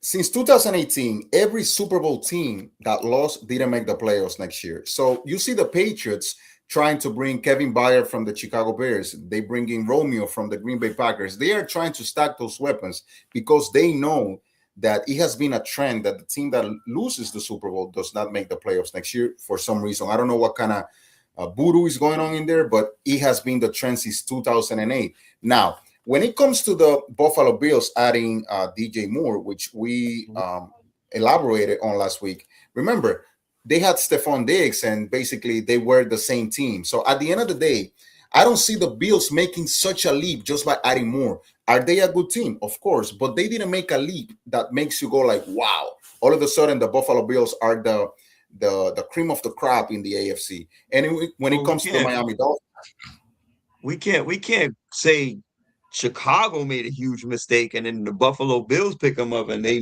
not going to be better. Because who was he throwing the ball to? Who was his security blanket last year? I did not say Who the was Buffalo his Bills. number one last year? Okay, so I did not say that the Buffalo Bills became worse or are not better, but rather that this is something that has precedence. Like when the Buffalo Bills I think picked up they've come a little bit more vulnerable. I don't exactly. think they. And when the Buffalo Bills picked up Stephon Diggs, when the Buffalo Bills picked up Stephon Diggs, it was a splash because they were like, "Oh my God, now Josh Allen has someone to throw to." I mean, Josh Allen at the beginning of his career, he didn't historically he hasn't had like at least two wide receivers that have been like Pro Bowl caliber. DJ Moore is going to make a difference, but it's not going to make such a difference that make the Buffalo Bills way over than what they have already been. That's what Get I'm trying to off say. the The Chicago Bears is weed. different because taking away DJ Moore from Caleb Williams is going to hurt. Oh, we muting? No, he's not got muted. Hold on. Can you hear me? No, yeah, you went mute for a Caleb, second. DJ Moore being subtracted from the Bears is an extreme loss, like we said last week, because Caleb Williams just had the best season of his young career. Adding DJ Moore to the Bills is basically the same, equally or less than when they added Stephon Diggs. The team was good. The team was going to make the playoffs, but the Buffalo Bills are not scaring anyone just by adding DJ Moore. And at the end of the day, when you look at a team like the Dolphins with all the coaching changes, the QB uncertainty, and all of that, the Jets, they bring in Malik Willis, which with a limited sample of 6 games, they gave him top notch money, like we spoke last week. Who, the Miami At the end of Dolphins? the day, The at the end Miami of the Dolphins bringing in Malik Willis is not going to help. what's that? The Miami Dolphins bringing in Malik Willis is not going to help. Exactly. So at the end of the day, out of all those teams, believe it or not, all bias aside, I think the Jets had the most logical, sound, and business savvy moves in the division. The Patriots, let's not forget, they had the eighth easiest schedule last year since 1970. So basically, I'm not taking away anything away from the Patriots.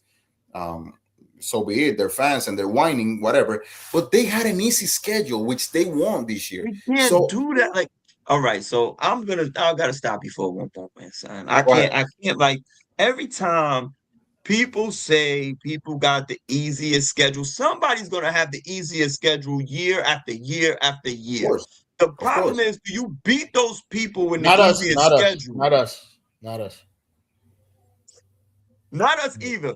Not the Giants either. You know what I'm saying? We And we never have an easy almost, schedule. almost exceeded expectations, right? By being up by 10 with the second or first hardest schedule in the NFL, being up by 10 and 14 on all, five of those teams that we could have beat.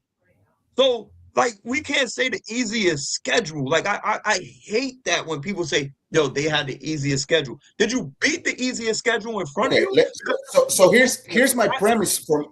So the I do not playoffs give you an easy schedule, right? When I you do make the not take. playoffs, You have to win the games, and it doesn't matter if you play the Chiefs or if you play the Arizona Cardinals. You have to win the game. Any given Sunday, anybody can beat you. I'm not taking anything away from the Patriots, but what I'm saying is similar to what happened with the Washington Redskins, which they have the 12th easiest schedule, and we spoke about it last year. Heck, I said at the beginning of last year, the Washington Redskins are not going to make the playoffs. They had a horrible season. Why? Because they did not have the same intangibles thank you for checking surrounding their in. schedule, their squad, their home and away games that they had, and they had a bad season. I'm not saying the Patriots good for them. They won their games, but what I'm saying, they will not have the same intangibles in their favor that they had last year in a division that with the Bills adding DJ Moore, the Jets getting a stronger squad, the Dolphins, I don't know what's happening there.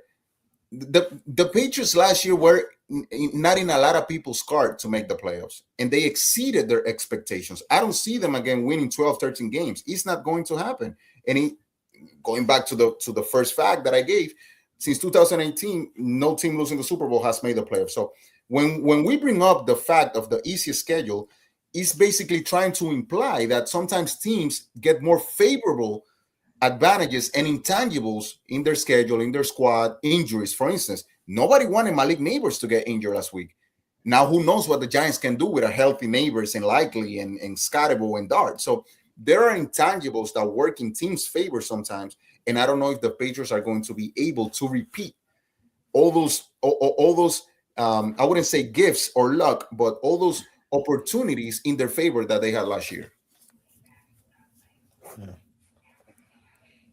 That's, but that's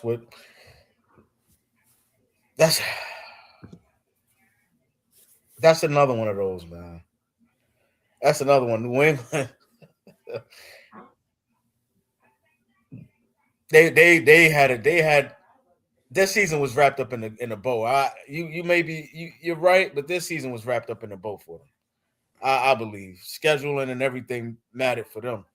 I mean, you still got to go out and win the games, right? So it really schedule is one thing, but it does look different when you have consecutive weeks where you're playing teams that are not even sniffing For playoffs. instance, when you look at the Patriots they had to when they had to play Stidham instead of Bo Nix.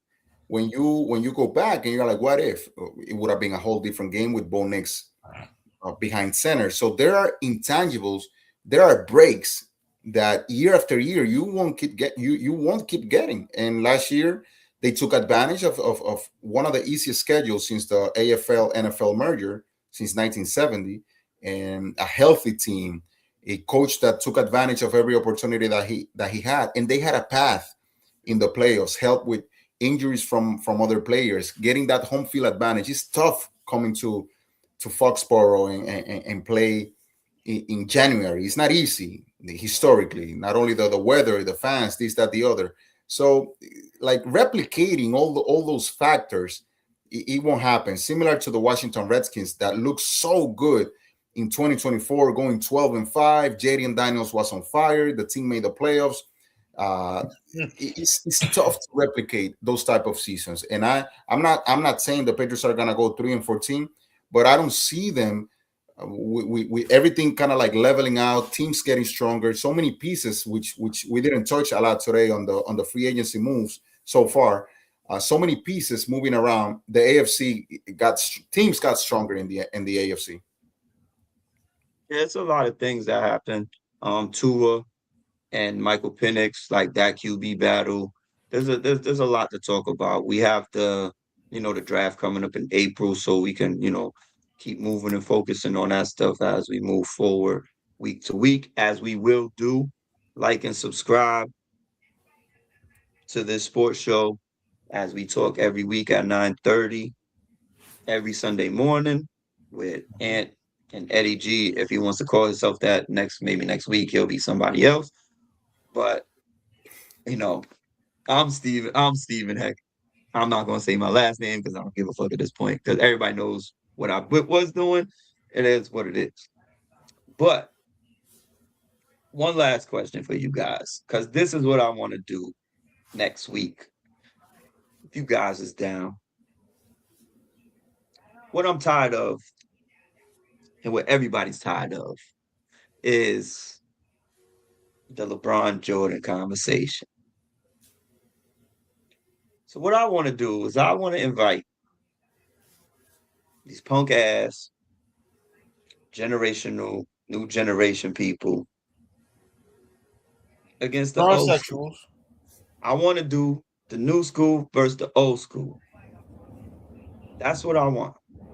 I want anybody to share and like and do. I want new school versus the old school. I want you LeBron fans against us Jordan fans. And I don't want it in that sense of saying LeBron against Jordan. But pick your guys, come with a gripe. Come with your takes about your guys in this generation and who you like against our guys in our generation. And I guarantee you, you do not win these debates. You do not win them.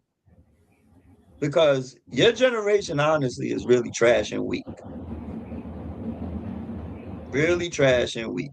You got a little bit of skill here and there. But who's the last players? Let's just take for instance. How many times have Steph Curry and LeBron James played each other in the finals? How many times did they match up? Once 3 to 4? in the finals. In the finals, it's been 4 times. For No, 4 three. times. 4, It's right? been 4? Was it 4 or 3? No, it's 3 because Steph got 3 his. in a row Steph got his fourth win against the Celtics, Boston. right? So, where was Steph's first win? It was against LeBron. What was his second win? Yeah, against LeBron. What was his third? LeBron.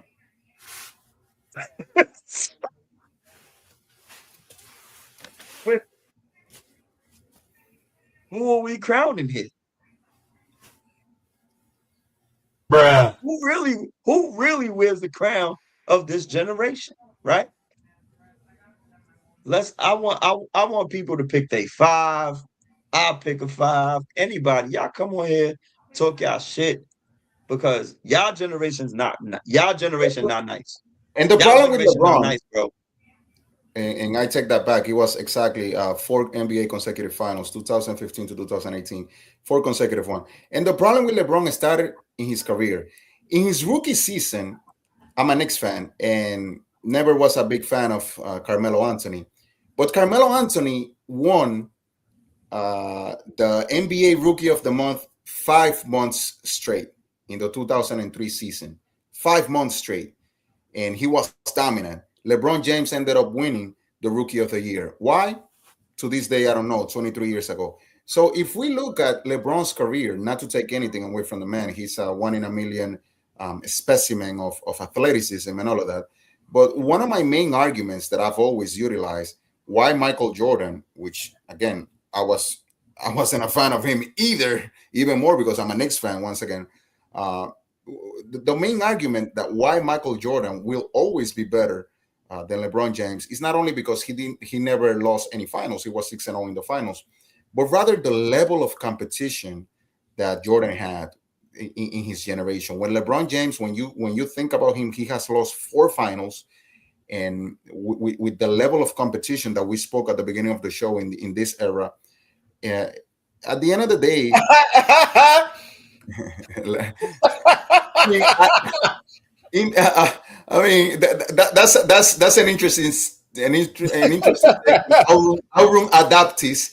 Uh, we can agree on that. At the end of the day, the guy has his career started off on a shaky ground with that Carmelo Anthony, deserving that Rookie of the Year, that first season that they played together. LeBron coming from the high school, and Carmelo fresh off Syracuse. So at the end of the day, who knows what the NBA will be today if Carmelo Anthony had become the face of the league instead of LeBron James. It's a what if that always kind of like I question myself sometimes. What if Carmelo Anthony had won that Rookie of the Year? What if Carmelo Anthony had more help with the New York Knicks? And because when they tried to get the help, the team didn't mesh. So at the end of the day, Jordan will be better than LeBron, and the level of play nowadays, we might have more athleticism, more athletic players, but there's no planet where a guy like LaMelo Ball is better than a guy like Anthony Penny Hardaway. So you can go either way and try to compare, but at the end of the day, you might have more athleticism, but you don't have better play, better pure play. When you put a guy like a healthy Grant Hill or a healthy Jason Kidd in this league, those guys will be tearing the league down. A Karl Malone from Utah, and at the end of the day, LeBron has his accolades. I don't take anything away from the man, but we need to put his career in perspective, starting with his rookie year and that robbery that they did to Carmelo with the Rookie of the Year award. The sad part about that that Rookie of the Year thing is we're facing that again this year. We don't have to deep dive into it, but shoot, with the Cooper Flag and Colin Knippel argument, we are getting ready to see that same type of thing again, because that's going to be interesting. Cooper Flag is supposed to be, they're both Duke guys, but at the end of the day, we might see that we might be having that same argument again at the end of this year. But going back to LeBron, man, it's sad and I hate it. And this is an argument that Steve and I have had for years with each other and others, where the numbers are going to tell a story, right? When you talk about 30, 40, 50 years from now, when we're no longer here, and it's just the highlights and it's just the numbers, LeBron is going to be considered the greatest basketball player that has ever played, just because of the numbers, and it's all because of his longevity. The I whole mean, I think I disagree with that in the sense that it's the equivalent of people up to this day saying Babe Ruth might have been Babe Ruth, Willie Mays always a tie, and Barry Bonds coming in at third. In my opinion, Barry Bonds was the greatest baseball player ever, but that's a conversation for another show. right. People, generations don't forget. Although now with the internet and all of that, we are kind of like rewriting history. People will not forget what they saw from Jordan and what they have learned from Jordan. And going to the topic at the beginning of No, the show, yeah, but let me tell you where you're wrong. Let me tell you where you're wrong, because the video can tell it, right? The mystique is going to be gone.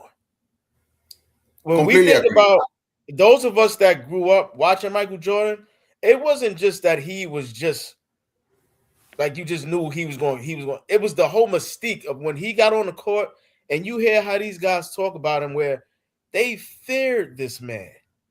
You don't want to talk trash to this man because he's going to do something to make you regret it, right? I got a question though, like not a real question where we gotta keep like going on and on and on, because we Mm-hmm. could say this shit for next week, that's for sure.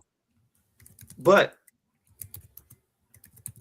I don't understand how I my bad.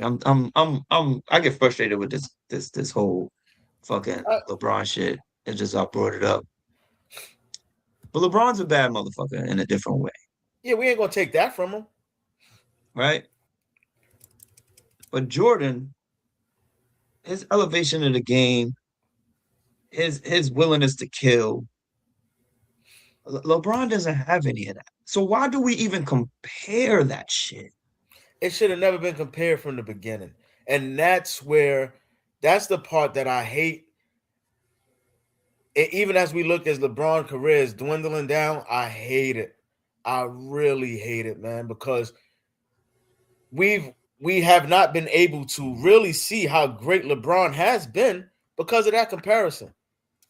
We always had to find a way to say, oh, who's better, Jordan or LeBron? Jordan or LeBron?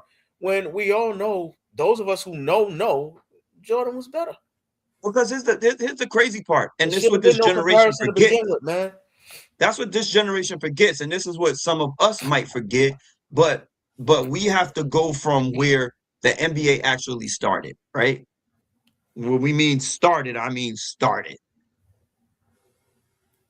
We got to watch Magic Johnson, Larry Bird, Isaiah Thomas, Charles Barkley, Keem Olajuwon, Jordan, Kobe, Shaq, Penny Hardaway, Grant Hill. We actually watched them at our age through their careers. And now we're watching LeBron through their careers because we're still allowed to talk about it as we're doing right now. So, as those LeBron sexuals are, as we call them, whatever, why don't you fucking trust us to tell you that he ain't him?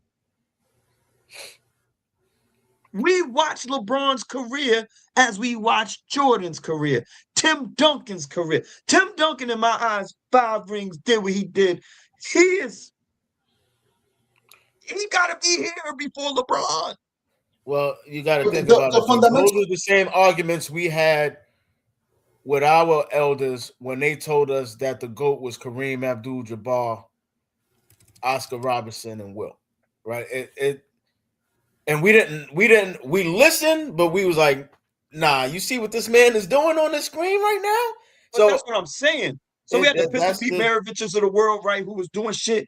But yeah. the league was what they had 8 to 12 teams. That wasn't expanded. This league is still basically the same as when Jordan was there, right? They tweak some of the rules throughout the years, blah blah blah blah. They can take 7 steps now instead of an actual 2, right? Like, and still you can't compare. Like how?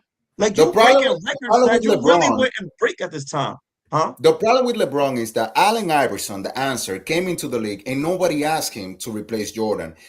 Although, I mean, with the crossover move, which is an iconic image that we have from that era, when playing in Philly, he basically broke Jordan's ankles, etc. But there wasn't this like forcing on the fans of the replacement. The same with Kobe Bryant. Kobe Bryant came into the league as a supporting cast member of those Lakers team that, those Lakers team that robbed the Kings and the Trailblazers, but that's a topic for another show. So at the end of the day, with the void, I mean, Jordan playing with the Wizards in 2002, and the void of that phase of the league with the hype around LeBron, I think that's how we got into this mess of that we have at the moment. That's why I use that what if moment. If Carmelo Anthony, again, I'm not Carmelo fan, I'm a New York Knicks fan. But what if Carmelo had won that Rookie of the Year? What if Carmelo had won that MVP? What if Carmelo had won anything in Denver? How the shape, the image of the league would have changed. And going back to that point, I don't think it changes it. Of the LeBron and Jordan, when we began the show, we were talking about the Bam game, and I remember in the 1980s, before the Jordan era, when you had guys like Dominic Wilkins with the Atlanta Hawks winning the scoring title with 27, 28 points a game. When you had guys like Bernard King with the Knicks that he used to light it up, putting 35 points while the Knicks scored 80. The game will go 80-78 Knicks Pistons. So the league, the talent of the league has increased. We can't argue that the players are more athletic.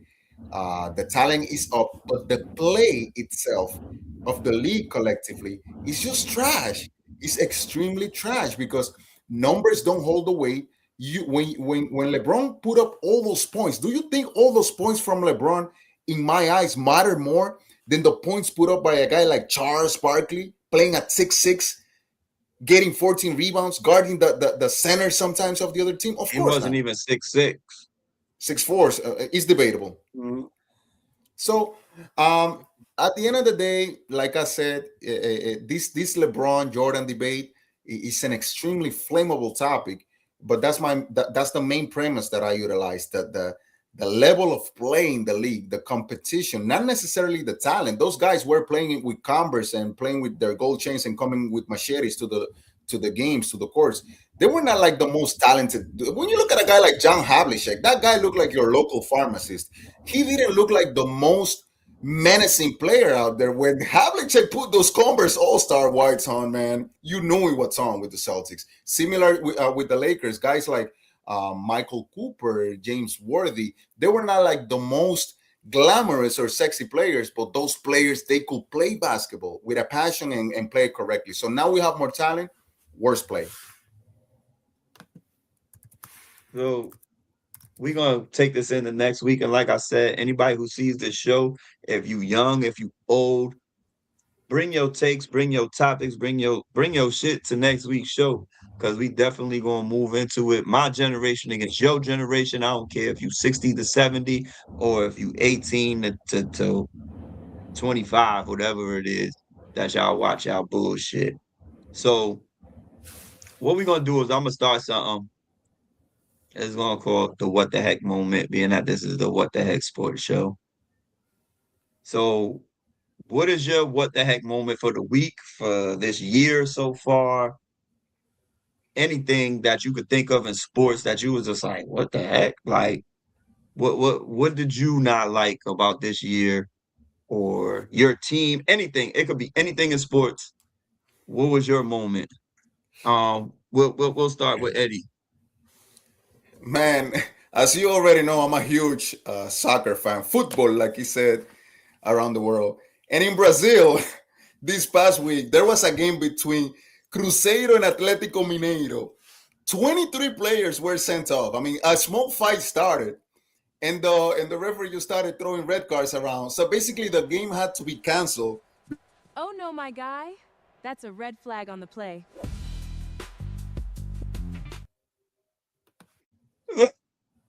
Wait. We gotta put her back and just don't mute it. What happened? What happened? You muted me? Oh no, my guy. That's a red flag on the play.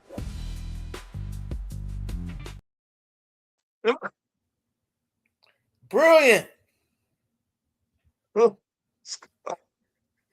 Can I finish my what the heck moment? Go ahead, you got man. it. You got it. Go ahead. So at the end of the day, 23 players were sent off. That's my what the heck moment of the week. The game had to be stopped. They couldn't finish the game because they didn't have enough players. This is the equivalent of having a baseball or a basketball game for that matter, and having the whole bench and the whole squad sent off, and they couldn't. It's one of the craziest moments that I've seen in my whole life watching sports, 40 years plus. Uh, Everybody got sent off. The game couldn't be finished. 23 players got red carded. The fans were told to leave the stadium, and the game will be resumed. I think they are going to be replaying that game this upcoming Wednesday without fans in the stadium, like for fear of retaliation between Cruzeiro and Atlético Mineiro. So, what the heck moment of the week right there? Soccer game stopped because they didn't have enough players to play after being sent off. Okay, that's what the heck moment of the week. Okay, that's Mr. Eddie's soccer take, where there was a bunch of Oh no, my guy. That's a red flag on the play.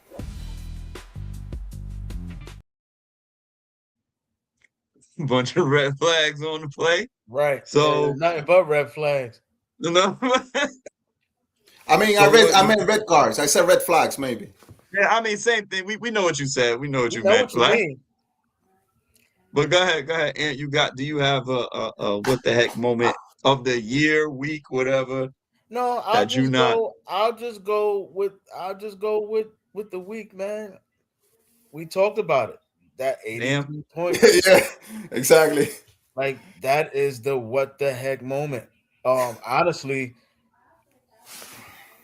oh man, for the decade, really. It's crazy, man. It's crazy. I mean, There was only Wow. one moment that we've had in the last 5, 6 years that made me feel like, what the hell is like? Honestly, Mhm. I was in a daze.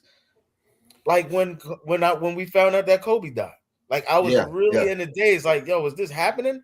And it yeah. wasn't because of it wasn't because he scored 83, which once again I said 83 is 83 in any level of sports. 83 points is a lot of points, right? It was the way that it was done, man. It was really distasteful. Um, Hmm.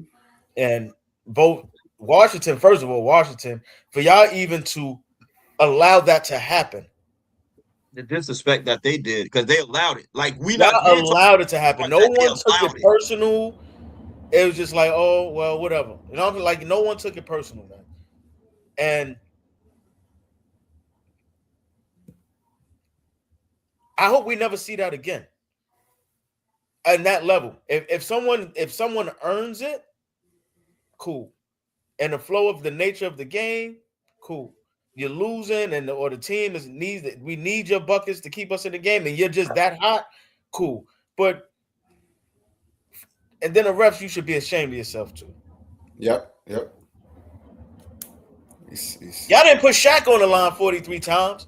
Yo, what? When they had when it they was when they started that the Shaka They Hacker had to Shack. Shaq. Like y'all don't put him on the line like that. Even y'all don't. LeBron has not been on a free throw line like that, and he gets touched up. That's my what the heck moment. That's my what the hell moment. That's my what the fuck moment. That is just crazy, and I hope we never see anything like that again. the WTH moment of the week. What the Of heck the moment week, of the week? because I don't Amazing. like. Honestly, it makes you not want to watch. It makes you not want to watch the game because then you turn around, you see him in the next game, and he scores 16. Like, come on. That means that's the level he's on. That's the level of player he is. Let's not do this no more. Let's So not do this so no I got a small one. Might not be as crazy as y'all's, but I got like a small like it's got to be it's like what the heck for the year at this point, like for most of the year as you know the NBA is unfolding into the playoffs soon. Um, Luke Kennard is in the 50-50-90 club. Wow. He's in the 50-50-90 club, y'all. Like he's averaging 55% on field goals, 50% from 3-point range, and 91% from the free throw line. Luke Kennard, Hmm. guys. Another trivia question: if he continues to move down this path for the end of the year, Luke Kennard will be mentioned with the greats. Hmm. Luke Kennard. Yeah. Who the fuck is Luke Kennard? I think he's another Duke player. more. Yeah, yeah, Yeah. yeah. I mean the What? What? It's baffling to me, and that's my like. I would say, I had that You know, the in the cut numbers real are the quick to numbers, just right? a yeah. little insight on the NBA season and how we Bam out of value in these trivia questions. Yeah. See, the numbers are the They're not gonna numbers. line up later. The numbers are the numbers. As far as that Luke Kennard thing, like the numbers are the numbers for percentages. But there needs to be a different kind of graphic the way they put that, right? I mean, I can if I take if I'm only taking 7 shots a game, those type of numbers are pretty much almost achievable, right? If you're a good shooter, those numbers are achievable. It's Didn't crazy. didn't didn't Reggie Miller have that type of season in the NBA at one point? The 55, 50, and 9? No, those numbers are like Larry Bird, Kevin Durant, I'll have to look Steph that up. Curry, Curry. Steph Curry been in the conversation. There's a couple people, but Luke Because you're Kennard, saying, well, no, because before it was actually 50-40-90. yeah, Ray Allen, right? Ray Allen was in one of those I think conversations, Ray right? Allen one time. Hmm. But we're So talking about Luke Kennard. Luke Kennard. So Where where have we gone Where have we gone in You can't sport? do anything about those numbers though. It's like no way to dictate that unless they have, like I said, a different graphic as per what, right? It's 50, 50, 90 as per what, Yeah, right? Like your shot attempts, your minutes played. Like it has to be something different before you yeah. just put them up there like that. That's Reggie, the graphic that they need to find a way to kind of cut that line. Where look. you have names where someone has to actually Google who this guy is, and then like that's like, remember we watched the 3-point contest years ago, and we was like, who the hell is Tim Legler? Mhm. Look on Right? our And then we side. watched the dunk contest that year. Who is Yeah. this dude Evans that won the dunk contest? Like, who is this dude? We ain't seen him before, and we didn't see him since. Look on our So sounds like a there has to be a graphic in a way that we kind of try to measure yeah. these names up there on these lists. Luke Kennard sounds like a dude from Mississippi that owns a car dealership, like Buick Luke Kennard or something like that. And Reggie Miller, going back to the 50-50-90, he achieved the 50-40-90. 54. That's what he said. There was 50, Yes. 40, 40 90. 90, yeah. But Back-to-back 50, seasons. 50, 90. Exactly. Back-to-back seasons in 93 and 94. And only other 8 other players in the history have done it. Larry Bird, Steve Nash, Kevin Durant, and Steve Curry have done it as well. So, I mean, good for Kennard, but we don't know. I mean, the guy is an unknown at this point, but it's definitely one of those stats in basketball that holds kind of like, especially in the professional side, that holds kind of like distinction. Honestly, if you're not a Duke fan, you really don't even know who Luke Kennard is. This is what I'm talking about. And he's in the club right now. Come Or if on, you're not from man. Ohio, because he broke LeBron's scoring records in Ohio. Come on, man. But as far as the NBA, I mean, there's no one that can tell me anything about what teams he's been on, what he has done. I mean, he's a good shooter. I like Luke Kennard. When we got him, I was like, good, because we need shooting. He's a good shooter. Not going to take that away from him. But because his numbers are going to be mentioned in those conversations, suck. So was Cam Reddish, but screw it. Jesus Christ. That's another name. Hey, I'm done. I'm done. That's another name of another wasted Duke Disappointment. talent. But yeah, so what we're gonna do here, man? We gonna push this to next week. Like I said, all the people that seen the show, share the show. Hey, y'all. Please like this show and subscribe to the channel.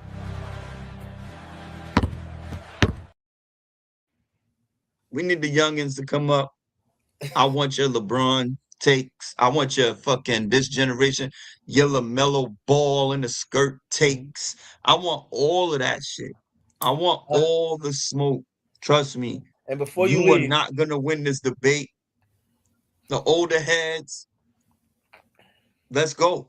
Like everybody and everyone come up because it's generation versus generation, and my generation is better than yours. Trust that. And before we leave, let's that last little thing that we just seen right there, that is That's the ugly. face That is of a gentleman who is our executive producer, who was a high school basketball legend in New London. So Mr. Savage. y'all don't get it one of them. twisted. One of Y'all them, don't. 'cause I was a He's high one school. of I them. was a high school. Y'all don't get it Never mind. twisted when I y'all was a see that. playground legend. Mr. Savage My bad. legend. Hey, before we leave, The man thank was you. a hooper. So Thank you to everyone that tuned in today. Make sure you like the video, share it, comment. Come back next week. We're in the middle of a good month for sports. We're gonna have the March Madness getting into full fire. The NFL draft is upcoming. MLB season around the corner. World Baseball Classic tonight. DR versus USA, man. I don't know who to root for. That's just I don't know trash. who to You root only care for. about that. And keep coming back every week. We're gonna keep bringing you the heat, the fire. I got some rice and beans, lasagna, chicken, salad stuff. So waiting how for you you. how you mix rice and how you become Dominican and Italian at the same time? right. Let me tell you Like something how real you quick. The Dominican, similar to how we eat, bread with pasta, which is 2 carbs. In Dominican Republic, it's extremely popular to eat spaghetti with the rice and the beans or lasagna. So you're just about to become fat today. So basically, trying to be on my bulk day, if you will say that. But Yeah, thank you for tuning in, day. everybody. You want to call it a bulk day? Yeah. You're about to be a fat, greasy motherfucker today, and that's all that is. What the heck? Hey, fellas, great being with you. Looking forward to see you again next week. Again, everybody in the audience, each like, each comment, each share helps the channel grow, helps the show gets to more people. We have something good going on here, and hope to see you again next week. All right, don't worry, guys. Before everybody that's watching, one of these weeks we're gonna get Eddie to put on a team hat. Don't worry, we're gonna get him. They're gonna he ain't putting on that trash. I don't put no jerseys. I don't put no hats because I try to be objective. I don't want to be biased on my takes. Nah, your Jets is definitely trash. No That's Jets. why you don't want to put it on. We're biased. Listen, the problem with the Jets is honest, man. I have 2 different number 8 jerseys, for instance. My favorite player is Jermaine Johnson. He's with the Titans now to begin with. But at the end of the day, I have an Elijah Moore jersey, number 8, and then I have an Aaron Rodgers jersey, number 8. So I'm done. I'm done with the Jets, man. I'm done with buying jerseys. I had the Brett Favre number 4. Then DJ Reed comes and I'm done. Just go get Testaverdes, man, and you'll be all right. I'm gonna have to get Don Maynard's jerseys from the 1960s to be on the safe side. That's all I'm gonna do. Man. So I'm gonna get a Mark Sanchez with the butt on the back of it. Right. Yeah, man. For real. But all right, gentlemen. Great show, guys. Real. That's Ant and Eddie for you. I'm Steve. What the heck? Who knows what the fuck is going on? But go Michigan 3:30. Let's go Big Ten championship. Jackson, but we out of here. We'll see you next week. Yes, the real deal. Yes, real deal against Purdue. Let's go. Lindenberg make another 6 points and make it be a game winner. I'm rooting for y'all today, man. Let's go. Definitely. I'm rooting for Lindenberg. Everybody, Mara, everybody. My guy McKinney as a freshman, like don't let me go down the list. We not doing that. Gail Senior, we go Junior. We doing it all. Let's go. But we'll see y'all next week. We're for it, hey, all of it. We want all the smoke, cause the deep is a fire. All fact, no cap, that we desire. Let's hear what you got, don't make me call you a liar. Hey, we're for the smoke, pop, pop, pop, pop, pop, pop, pop, pop, pop, pop.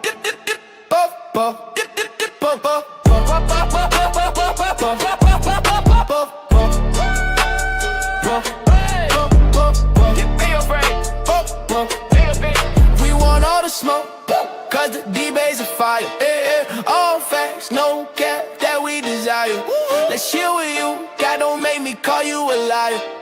We here for the smoke, puff, puff, pass, that made your fake. That made your fake.